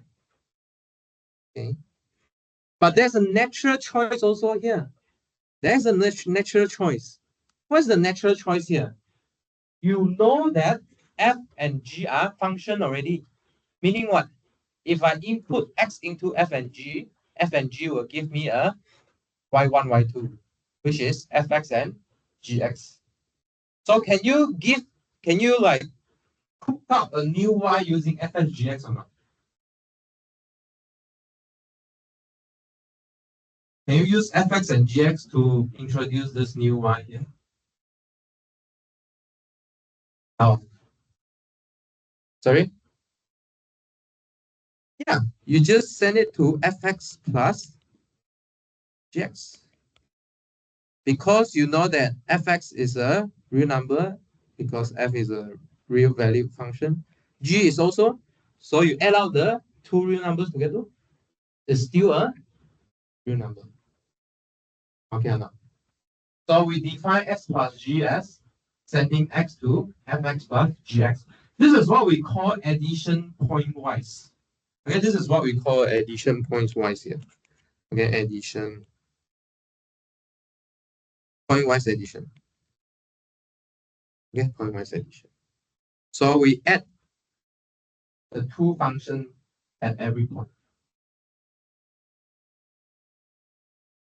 Okay, how about CG? Let's say C. Okay, let's do CF then. How about CF here?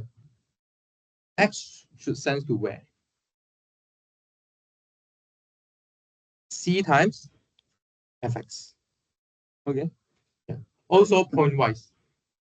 Okay, you multiply this C to every point. Okay, then you need to check what are the additive inverse, additive identity, and then do they commute? Is it associative? Right. So you can see that all the checking will check on real numbers also, because what your output is still real number. Okay, so still boil down to the property of real numbers. I try to write in full in lecture notes so you can see what is really going on. Yeah. Do you get the idea? Okay, because in class, we really have short times. Okay, we have short times. We only one 1 hour. We cannot write in full and then tell you the concept. So there's something I need to give up. Okay, so what I give out is I give out details. Some detail I give out, but not all the detail I give out. I want to say here, I tell you some very important details such that you can work yourself at home. This is my principles. Okay, so 在我的班呢，我会给你一些最基本的东西，然后你回去可以从这个基本的东西做出来。OK， 但是我不会告诉你全部，为什么？因为没有时间，很简单。OK， 但是我会在这个班上告诉你很重要的 concept， 可能你要做10遍、100遍才会想出来的东西。这个东西你抱回去回家，带着这个东西做题目。Okay, so in this class, I'll tell you important concept. Okay, important concept that maybe you only realize after doing it 1,000 times. Okay, bring this concept back and then try. There's a lot of things I gave you as a homework, right? So you should take this concept and then do the homework. Does it make sense or not? Can you understand what I say? Okay, very important, very important. So in this class, if you think that you don't understand, it's normal. You should go back and do exercise. Okay, after exercise, still confused, you should come and ask me. Okay, let's see if either I miss something else or either you miss something else, so that we are on the same page. Okay or not? Does it make sense? Okay, because after the first quiz, roughly I know how you study already. Okay, and then I will roughly target who are the less fortunate people, maybe. Okay, not good one, not too good one. So yeah, so we should adjust our learning. Okay? And maybe some of you feedback that the quiz is a bit too long, right? So maybe in the future quiz we'll make it shorter. Okay. Yeah. So the point is, we need to adjust batch by batch because in this school, the standard is still not standardized yet. Okay, so we need to learn the student batch by batch. Okay, so we need to get feedback from you, see how you learn, and then we will adjust accordingly. Does it make sense or not? Okay. Right. So I'll leave this checking to homework, and then I will provide a very full solution for you. So this is about vector space, and later we'll go through some important theorem and again subspaces, and then basis. Okay. Yeah. So we will almost like refreshing what we did before. Okay. All right. Let's take a break until 12:05.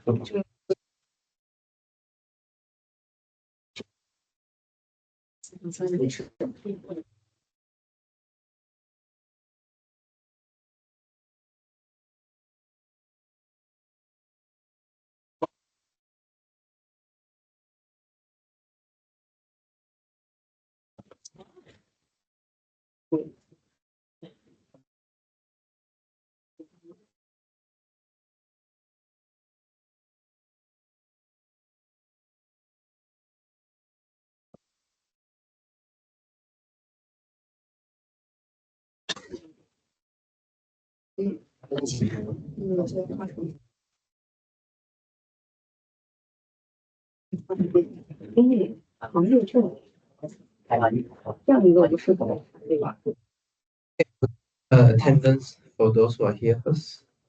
杜家伟，杜家伟先了，杜家伟，李雅涵、李延轩、洪家明、郭书涵、蒋生杰、胡天天、胡天天、胡天天、王月浩、王月豪、王月豪、严子轩、邵芬、唐丹、年幺、年幺二顶天。董宏伟、董宏伟、郭明洲、郭明洲、何军，OK，依林、汪依林、徐新宇、徐新宇、徐新宇，现在在这里，徐新是你啊？OK，对，认得你。Bryson、K、孙、高正雅、方林、秋子、秋子、云溪、云溪呢？黄云溪、李子珍、林心瑜，心仪在后面呢。OK，Nicole 通没有来。刷玉姐、曹子瑜、曹子瑜、曾瑜、阮若琪、袁若琪，sorry，袁若琪、李昌瑞、李昌瑞、刘浩奇、赵宏哲、赵宏哲、宏哲、宏哲、曹子金、陈军、Amber 呀、玉丁、吴燕、吴燕燕，OK，Faturrahman，OK，林思成、嘉宁啊，嘉宁、韦佳怡、张岳阳、岳阳呢？张岳阳、岳阳、胡军相、黄俊豪、雷乱、李坤、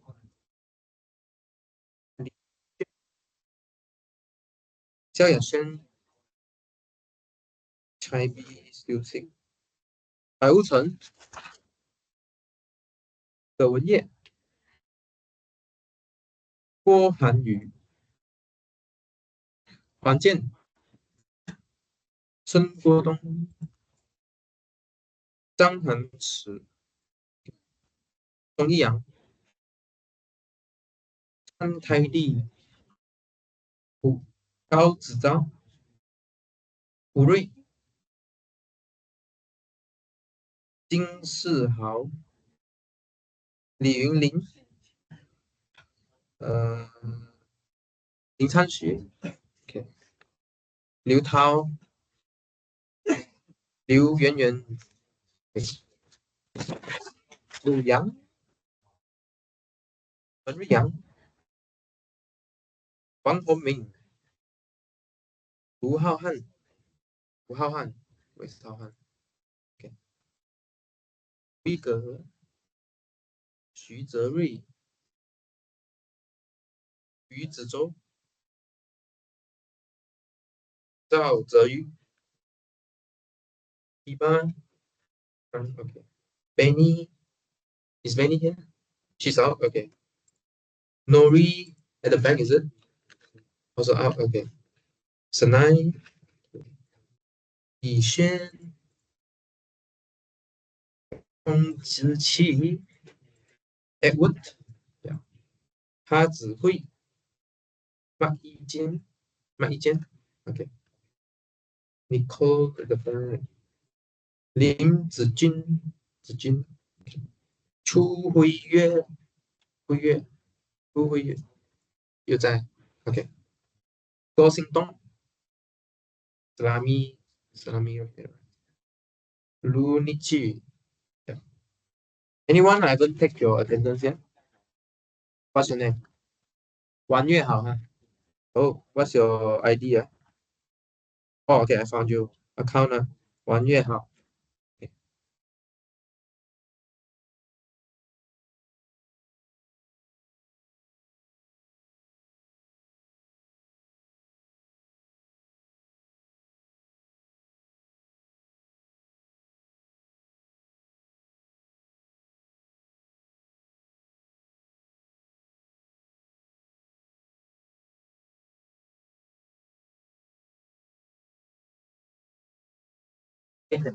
What's your name? 郭明就 Minjo. Okay. Okay, thank you.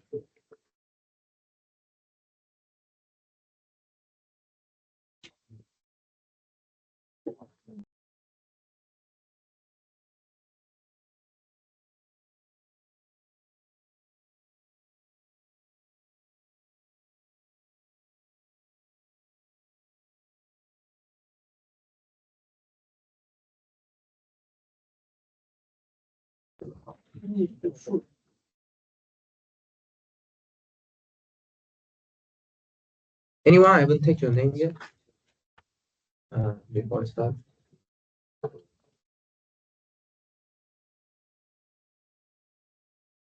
Okay, Riyang emailed me right on quiz. Huh?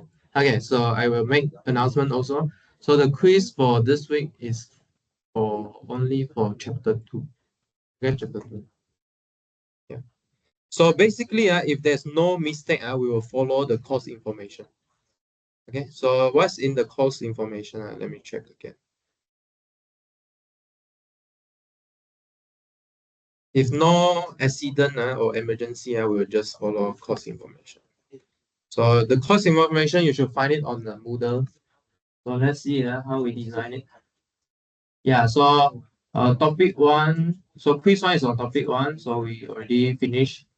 Quiz 2 is on topic 2, okay, and then quiz 3 is chapter 3 and 4. Because chapter 3 is relatively short, so we push it to chapter 4 also.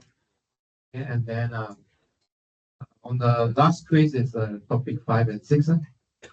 So about the 7, topic 7, we plan not to test it in the exam.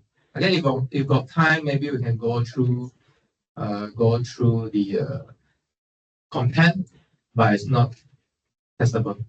Chapter 7. So I already have you throw away one chapter. Yeah. So the main point, I think main thing you need to understand is chapter 1 to chapter 6. Okay, why I throw away chapter 7, later I can explain to you why. Yeah, so the main thing is chapter 1 to chapter 6. Okay, and then these topic will be tested using quiz also. Okay, so through quiz you should learn that what concept I'm weak, okay, what calculation I'm weak, and then try to improve in final also. Final should be, I want to guarantee you, is similar. Okay, should be similar. Okay, should be similar.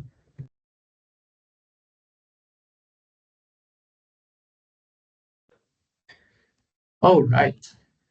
So is it okay, Ria? Okay, okay. All right. Yeah. So right. So there are 5 theorems that we can deduce from the 10 axiom. So this theorem means that only from that 10 thing we want to hold true, we can deduce these condition here. So first is the zero vector is unique. Okay, the zero vector is unique. Zero vector unique means what? You know what it means? In that space, there's really one thing that can do the zero vector job. Okay, in that space or in that world, okay, we sometimes think of space as a world. In that space, there's only one zero vector.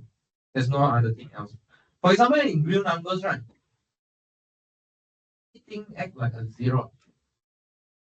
Alright. Okay. All the numbers you add to the other number, either you make it bigger or make it smaller. It won't maintain one. There's only this zero number that can maintain all the numbers. Okay, so zero vector is unique. Second, the negative of a vector is also unique, meaning what? The additive inverse also unique. Okay, so for example, use real numbers to think about it. Let's say 2. Other than -2, any way you can get back to 0? No, no way. There's no way. Only -2 can make 2 get back to 0. Okay. And then 0 times a vector is a 0 vector. Okay, so this is the content of this, the third line here. 0 is a scalar. You can use a scalar to build a 0 vector. How to build? Just multiply it to any vector. Okay, so this is the content of the third one. C is any scalar you multiply to a 0 vector, you still get back a 0 vector. Okay, and then the last one. Last one, you don't think that these two are the same. Actually, left and right is a different meaning. Okay, left negative u means what? Is the additive inverse of u. So meaning is the thing that add to u, you get 0 vector. But the right hand side is a scalar multiplied by negative. And actually, these two are different. Maybe we don't prove this. We don't learn to prove this. I want you to appreciate it. Okay, I want you to appreciate it. So how to appreciate this? Actually, these 5 line here only proven from the 10 axiom. That 10 axiom will deduce this 5 line. Okay, so meaning as long as you have a vector space with that 10 axiom, this 5 theorem will pop up. No, regardless what space. Okay, as long as it's a vector space. Okay, they will pop up. Does that make sense? So that's why we love vector space. That's why we love vector space. Because the 0 vector is not random one. It's only one. Okay. Maybe we don't prove this because I don't think we're going to test you. But the next one is important. Subspace. Okay. So again, what's a subspace? So we revisit subspace again. Last time we talked about subspace of Rn, right? Just Rn. But now we generalize it to vector space because Rn is a vector space. So similarly, what is a subspace? So subspace is a set or a function. Is a set. Okay, it's a subset of a vector space, subset of a set. Okay, subset of a set.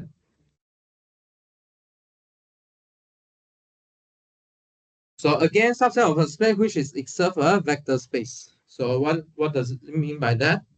There are 3 conditions here. Similar, 0 vector is in H. Second, it is closed under vector addition.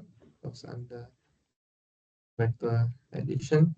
And then third, it is closed under scalar multiplication. Okay, so very similar. It's the same actually. Okay, so this technique is quite important to check whether something is a subspace or not. So we're gonna learn it. So first, the set that contains 0 vector is a subspace of any vector space, which is called a 0 subspace. So let's show it. It is a subspace. So first of all, is it a subset of any vector space or not? Is it a subset? Okay, why? Because every vector space will contain a zero vector. Okay, so it is an element in a vector space. So it is a, so the subset notation is right like this, C and then underline. Okay, let's call this a vector space V. Okay, it's a subset. So first condition, zero vector is in there. Yes, no, obviously this is how we build it. Second, if U in V, U and V are in H, then U plus V is in H. So what are the U and V you can take in this set? What are the possible U and V you can take? Huh? In this set, there's only one thing, right? So you really can only take 0 plus 0. Do you get 0 or not? 0. Okay, 0 vector plus 0, 0, still 0 vector. Still so close under vector addition. No? How about scalar multiplication? So you need to ask yourself whether C times 0 equals to 0 now. This is true because this follows from the 10 axiom as a theorem. Okay, yeah. So it satisfies the three conditions there. So the three conditions there will resolve to solving this, resolve to checking this equation. Okay, so that's why I call it a zero subspace. So this is the easiest subspace you can get. Okay, a set with 0.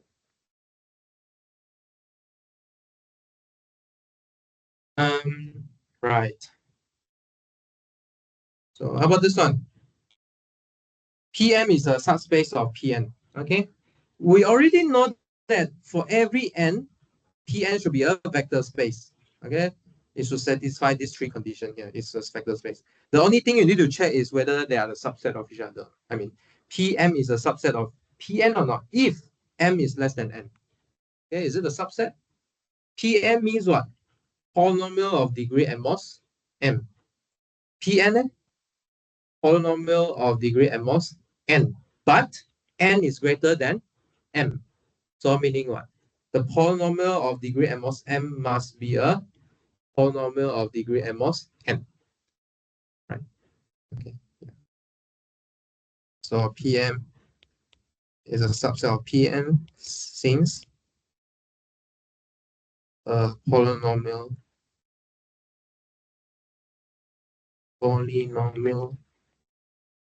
of degree m is at least is at most a, wait, let me see how do I put this. Since a polynomial of degree m, okay, so since a polynomial of degree at least m is a polynomial of degree at least n, because n greater than m. Okay, good. All right. Okay, so let's look at some special subspace now. So let's look at this special subspace.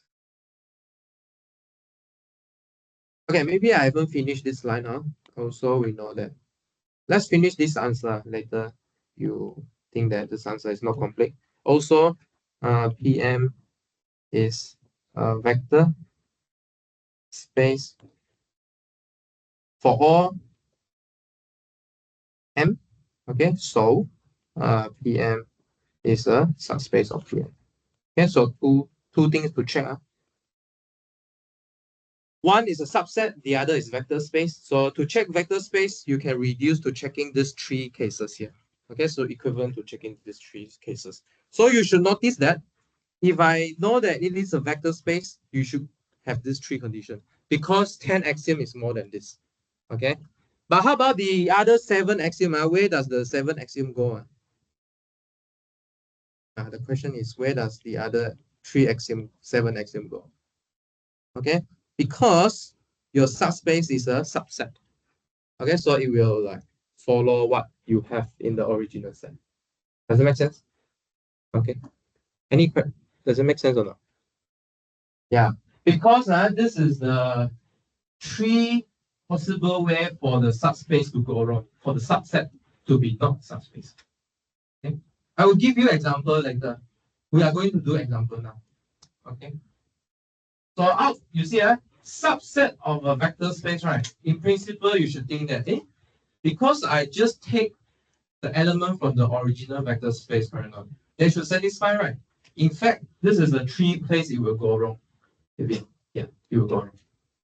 Okay, I will show you why. I'll show you. Okay, I think this is the accent of these two examples here. Okay, let's do these two examples. I'll show you. So let's write down. So one is this H here.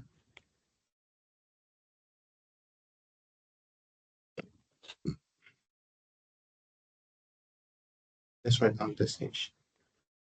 It's this H, xt0 R3. Okay, let's check whether this set is a subspace or not. Okay. So first of all, is this a subset of any vector space or not? This is a subset of R3.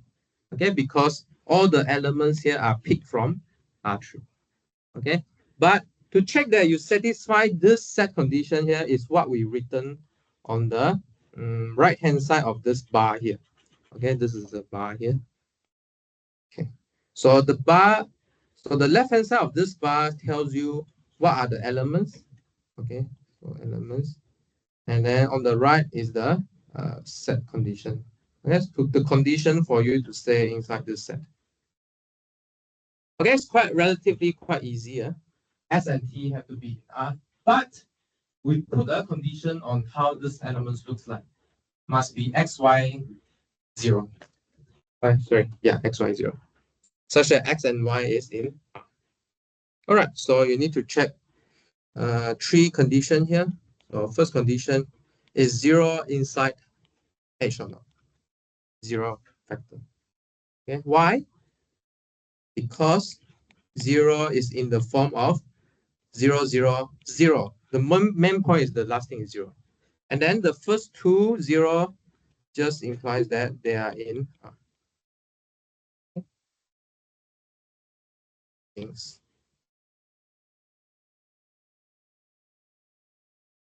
Okay. Second, let's say if I take two vector, add them together, let's say x1, t1, 0 plus x2, t2, 0. Okay, how do you add them together? It is x1 plus x2, t1 plus t2, 0 plus 0, which is 0. And then this is again in H. Okay, so this is true for all x1, x2, t1, t2 in.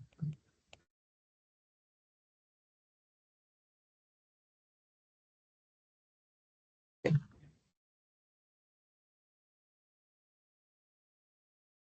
Okay, how about the third one? So you need to check for all scalar and then all vector. So C times x1, t1, 0, which in this case you get Cx1, Ct1, and C times 0, which is 0 again. And then this is in the H also. Okay. So to check whether they are in H or not, you should argue that the first two components live in R. Okay, and then also the vector is in the right form.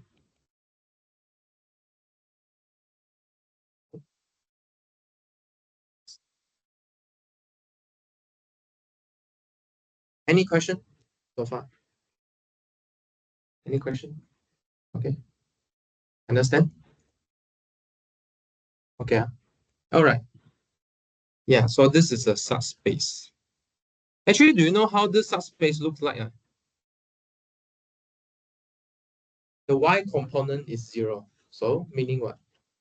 It's a plane. So which plane is it? So this is R3, right? So R3 looks like this. And so which plane do you get?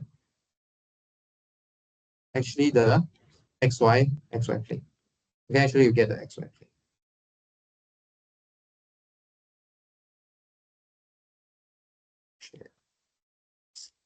XY plane.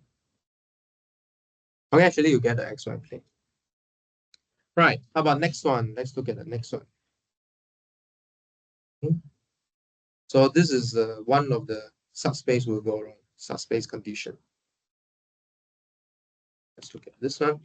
Let's say instead we look at ST1. Okay, we don't want to look at 0 anymore. And then similarly, X and T just require to be in R. This is a subset of R3, first of all, because the vector we get is coming from R3. Okay. So this is not a subspace actually. Before that, have we conclude this? So let's conclude this. So we'll say that H is a subspace for this one. So in this case here, we can easily see that this is not a subspace. Okay, the most easiest subspace condition to check is the 0 vector. Okay. The claim is 0 vector is not in here. Can you see why?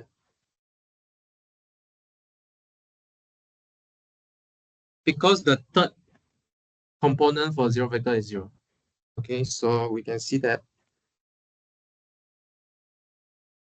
the 0 vector 0, 0, 0 is not in H, since 0 is not equal to 1. Okay, so we'll say that we will say that H is not a subspace of R3. Okay, but what did we say just now?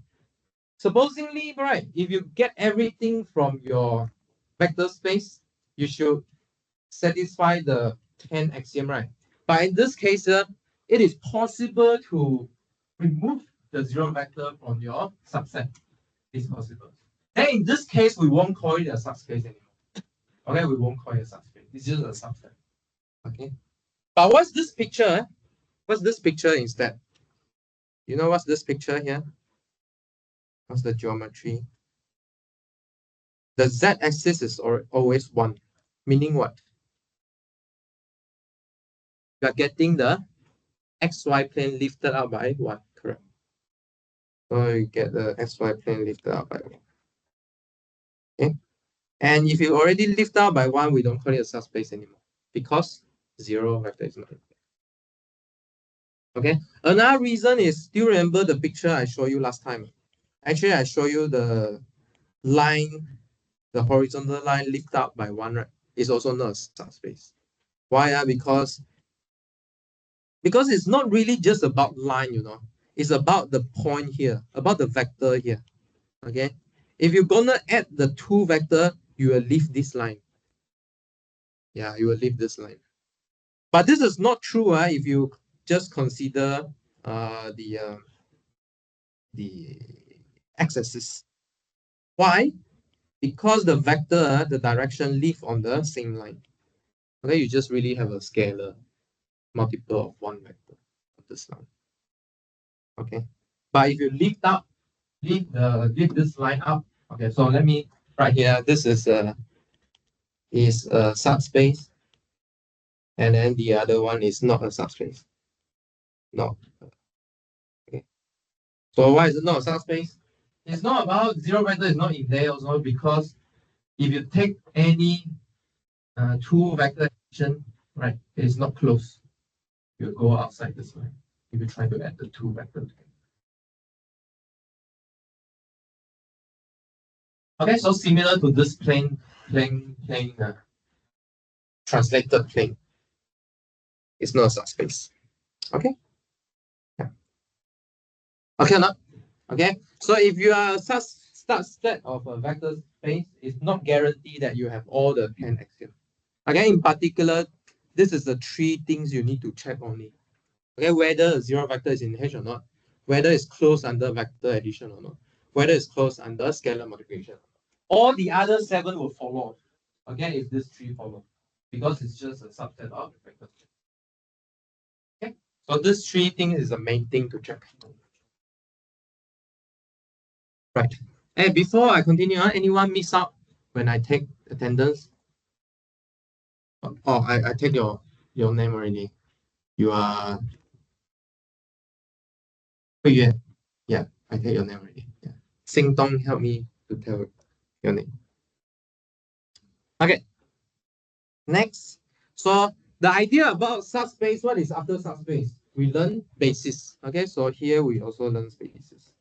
So before basis, we need to learn two ideas, right? One idea is span, one idea is linearly independent. Okay, so we're going to do the same thing. If V1 up to Vp are vector in a vector space, the span of these vectors, so I'll call it span of V1 out to Vp, is a vector subspace of V. So this proof is the same as the Rn proof. It's exactly the same. Okay. Yeah.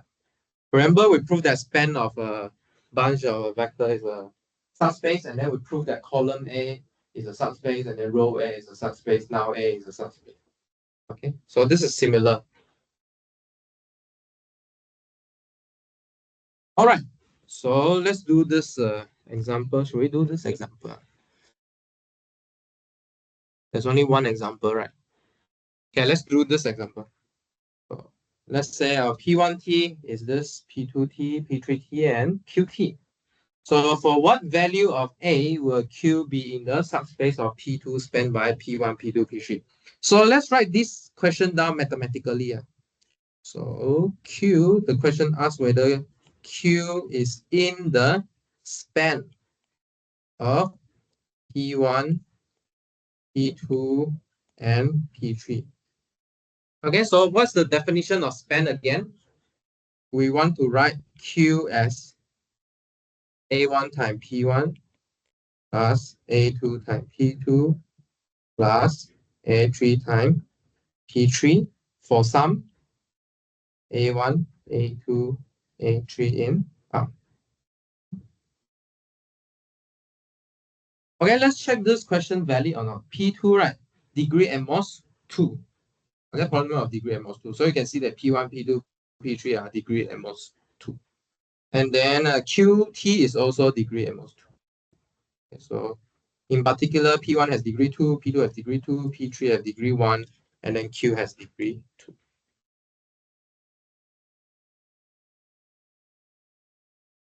Right, so how do we solve this? So we just spell everything out. Okay, we just spell everything out. So QT is what? Minus 4 plus 3t plus AT squared. And then equals to what?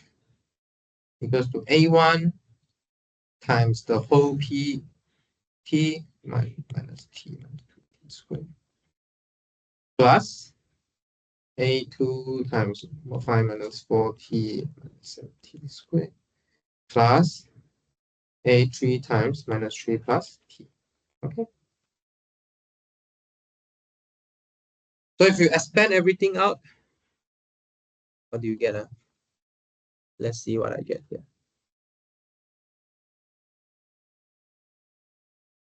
So if I expand everything out, try and compute on your own as well. Check whether we have the same answer or not.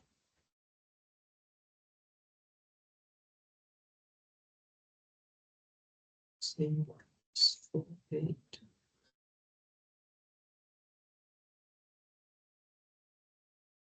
Plus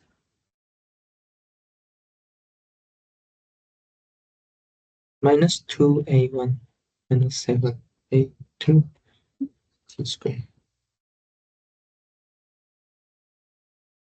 Yeah. Minus 4A2. Yes, you are right. So let's see if I do something wrong or not. I got 1T and T squared.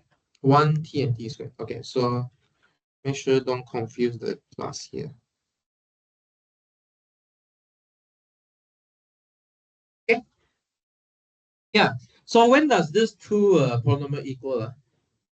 They must be equal on the coefficient, okay, with the same degree, okay, coming from the same degree polynomial. So meaning what?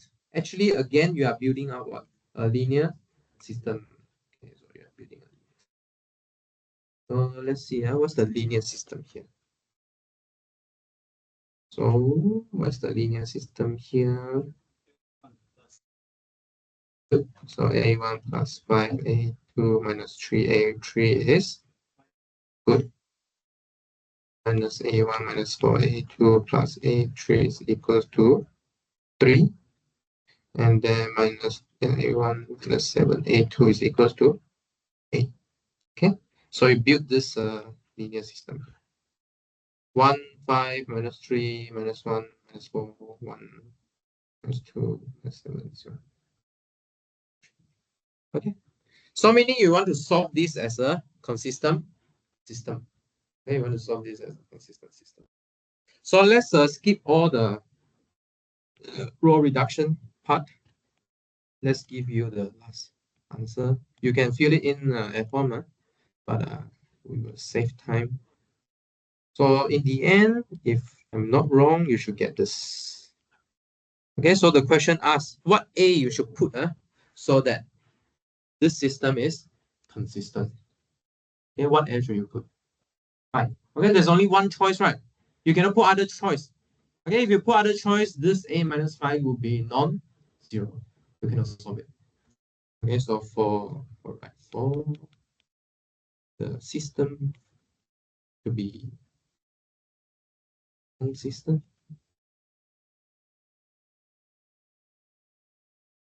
system A minus 5 must be 0, which means that A must be 0. There's only one case. Okay. Yeah. Okay, so you can see that when we're solving vector space problem, this degree polynomial of degree n most n, we again go back to solve this kind of linear system. That's why we generalize the idea of Rn to vector space, because vector space problem still solve in this kind of a linear system method. Okay, so that's why we like vector space, because all the vector space problem we can reduce to this kind of linear system problem, or the matrix problem, we will say. Okay, matrix problem. Does it make sense? Okay, this is true. I didn't prove to you, but this is a one example I want you to appreciate.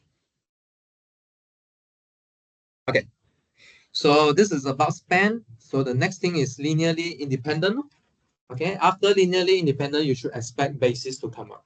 Okay, so again, what is linearly independent? So index set of vector in V is said to be linearly independent if the equation, the homogeneous linear system equation, right? Last time we called it, but this time might not be homogeneous linear system, but this is what we call the actually the linear dependent relation. Okay, if you have this linear dependent relation equation here, C1 V1 plus C2 V2 up to CP VP equals 0, such that this CI is in your scalar field. Let's say we fix in R. The only trivial solution here. Okay, so what I want you to appreciate is last time this V, right, is Rn, but in this case it's a random V. So in this class, I at least tell you 3 more V, right? Okay, set of infinite sequence, and then a polynomial of degree n mod n, and then a real value function. Okay, these are the V you can put into here. And then how to add, how to do scalar multiplication is what we define. Okay, is we define one. Okay, define such that it satisfies the 10 axiom here. All right, so for example, in this case here, we could ask the linear independency on this P. What P is this? Didn't write any P here. Do we fix a P here? Let's put P1 since all of them is at most degree 1. So P1 here. Okay. So if you want to ask whether this is a linearly independent set, again, go back to definition, set up your linear dependence relation equation here. So CP1, or let's remove the T, lazy. Okay, so you need to prove that this equation have the only trivial solution. But what do? You just write all of them out. Okay, right, expand it. Okay, C1 times 4 plus C2 times 3T plus C3 times 2 minus T. Okay. So a very important technique here is you need to know how to expand, how to substitute in mathematics. What is the zero vector inside P1 is the zero polynomial. Okay, the polynomial that's always equal to 0. Right. Okay, so if you expand this out again, collect the like term, okay, what we call the like term, because they come from the same monomial degree. So if you collect it, what do you get? Do you get 4C1 plus 3C2, sorry, 2C3 plus 3 minus, sorry, 3 times C2 minus C3, T equals to 0. Correct or not? Equals 0. You quickly expand. Yeah. So in order for this polynomial to be 0, right, you need to set the coefficient to be 0. I think this is something I never told you, is it? I think I never told you in principle. So let's define it. So let me tell you your definition. Is it definition? Let me think. Actually, it's maybe not definition. Maybe it's a proposition. Either you can take it as proposition or definition. So if a0 plus a1x plus a2x squared up to an xn to be 0, well, yeah, actually it's if and only if. If and only if a1 equals to a0 equals to a1 equals to a2 equals to an, which is equal to, okay? So to check that a polynomial is equal to 0, you need to check that every coefficient is 0. Okay? Does it make sense or not? Does it make sense? Make sense? Okay. Yeah. Otherwise, you can substitute x to be different number one, such that you don't get 0. So the only way to kill every point is to kill all the coefficients. Okay. If let's say, for example, I give you an example. 1 plus x, it could be 0. Okay. It is 0 if what? If x equals to minus 1. Okay, it is non-zero if x is not equal to minus 1. Okay, so the only way to kill, okay, the polynomial at every point is to give 0 coefficient. Okay, so this is the proposition. So in this case here, what you need to do, you will set up linear system also. 4C1 plus 2C3 equals to 0, and 3C2 minus C3 equals to 0. So this is how we get rid of this monomial. Okay, because we just want the coefficient to be 0. But what does this mean here? This is just equivalent to solving the augmented matrix 4, 2, 3, minus 1, 0, 0, 0.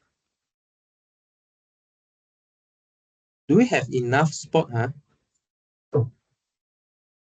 Did I do something wrong? Okay, I think we do something wrong here. Because this is C1, this is C2, not C1. Yeah, first line wrong. Yeah, that's right. So a better way is if you like, if you read your textbook, right, they will like give some spaces, right, like this, for example. They will align C1 together and then align C2 together, like that. Like this, better.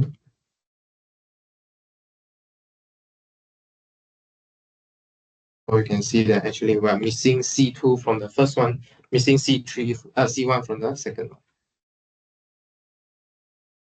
So actually it's a 2 by 3 matrix. Yeah, so it's a 2 by 3 matrix. Okay, so 4, 0, 2, and then 0, 3. This one. Okay, but can you easily check the pivot position here?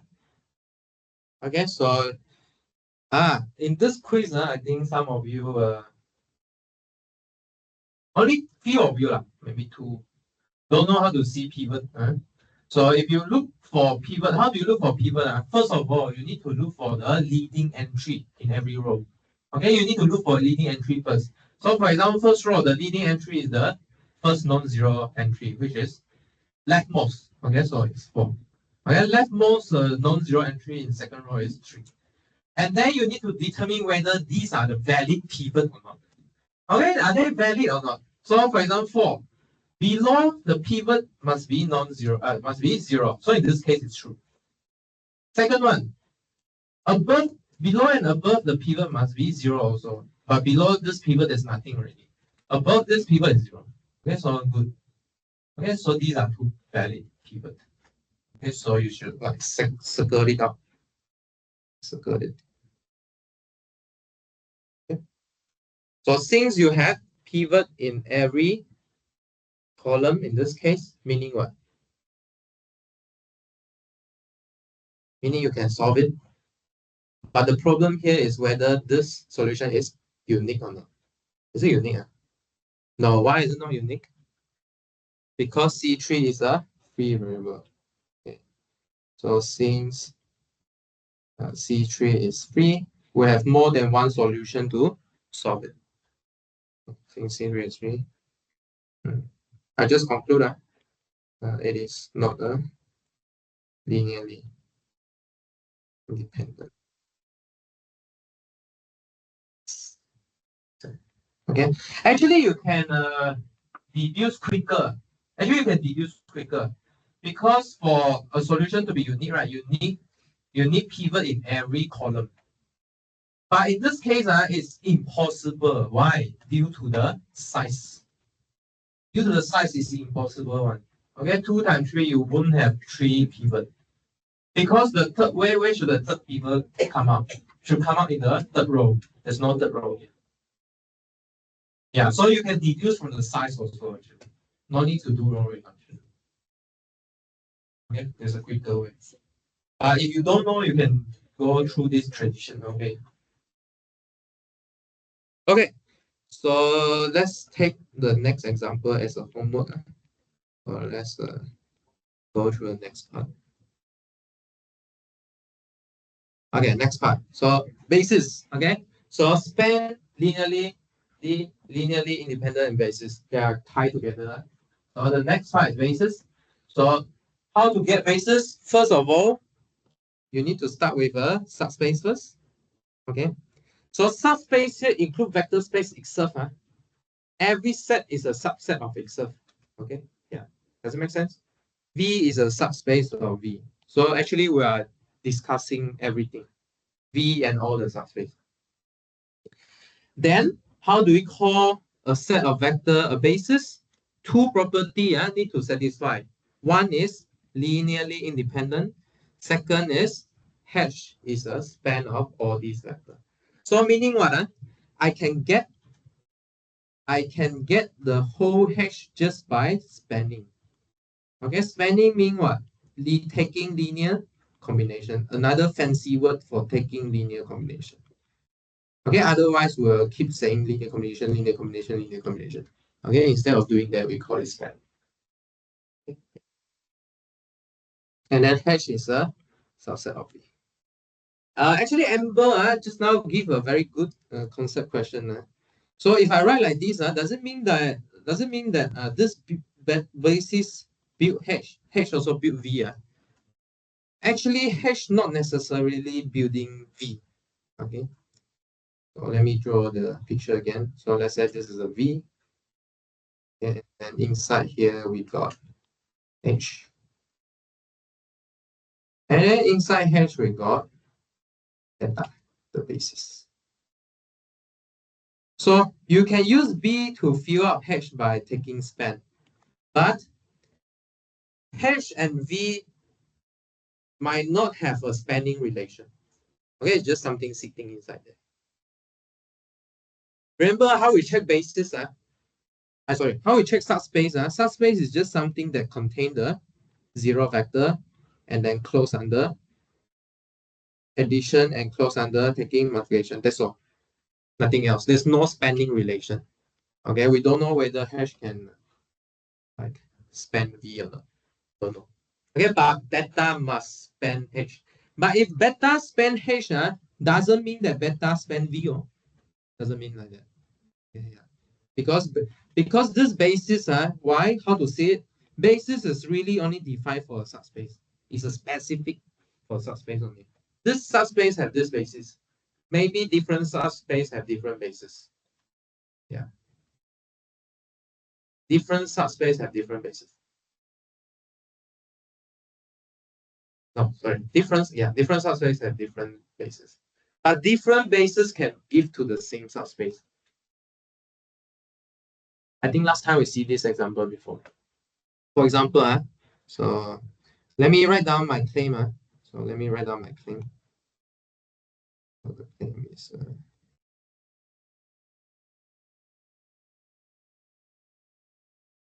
a different base.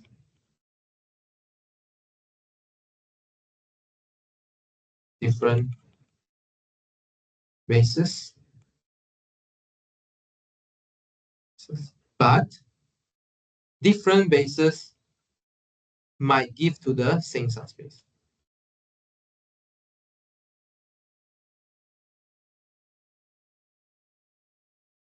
Give rise to the same subspace.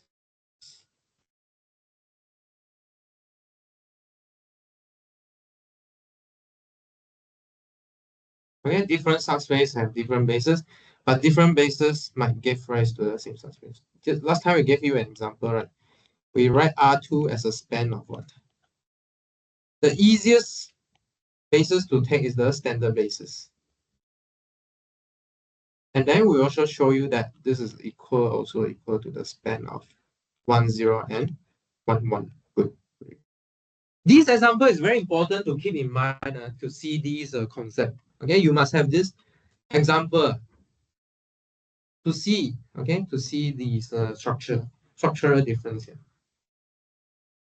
A very good question is why we call this standard.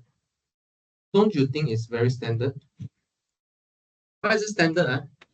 Because the scalar that you take, right, is very obvious from your vector. Right or not? Right, you simply just take the term from your vector to build your linear combination. It's very standard. Yeah. Okay. Otherwise, normally how you find this coefficient, you need to do row reduction. Okay, but in this case here, you just pick the term from your vector. So that's why I call it standard. Very standard. All right. Maybe let's go back do this, and then we will start from here next class. Okay. So I'll try and do this homework, then we will discuss next lecture.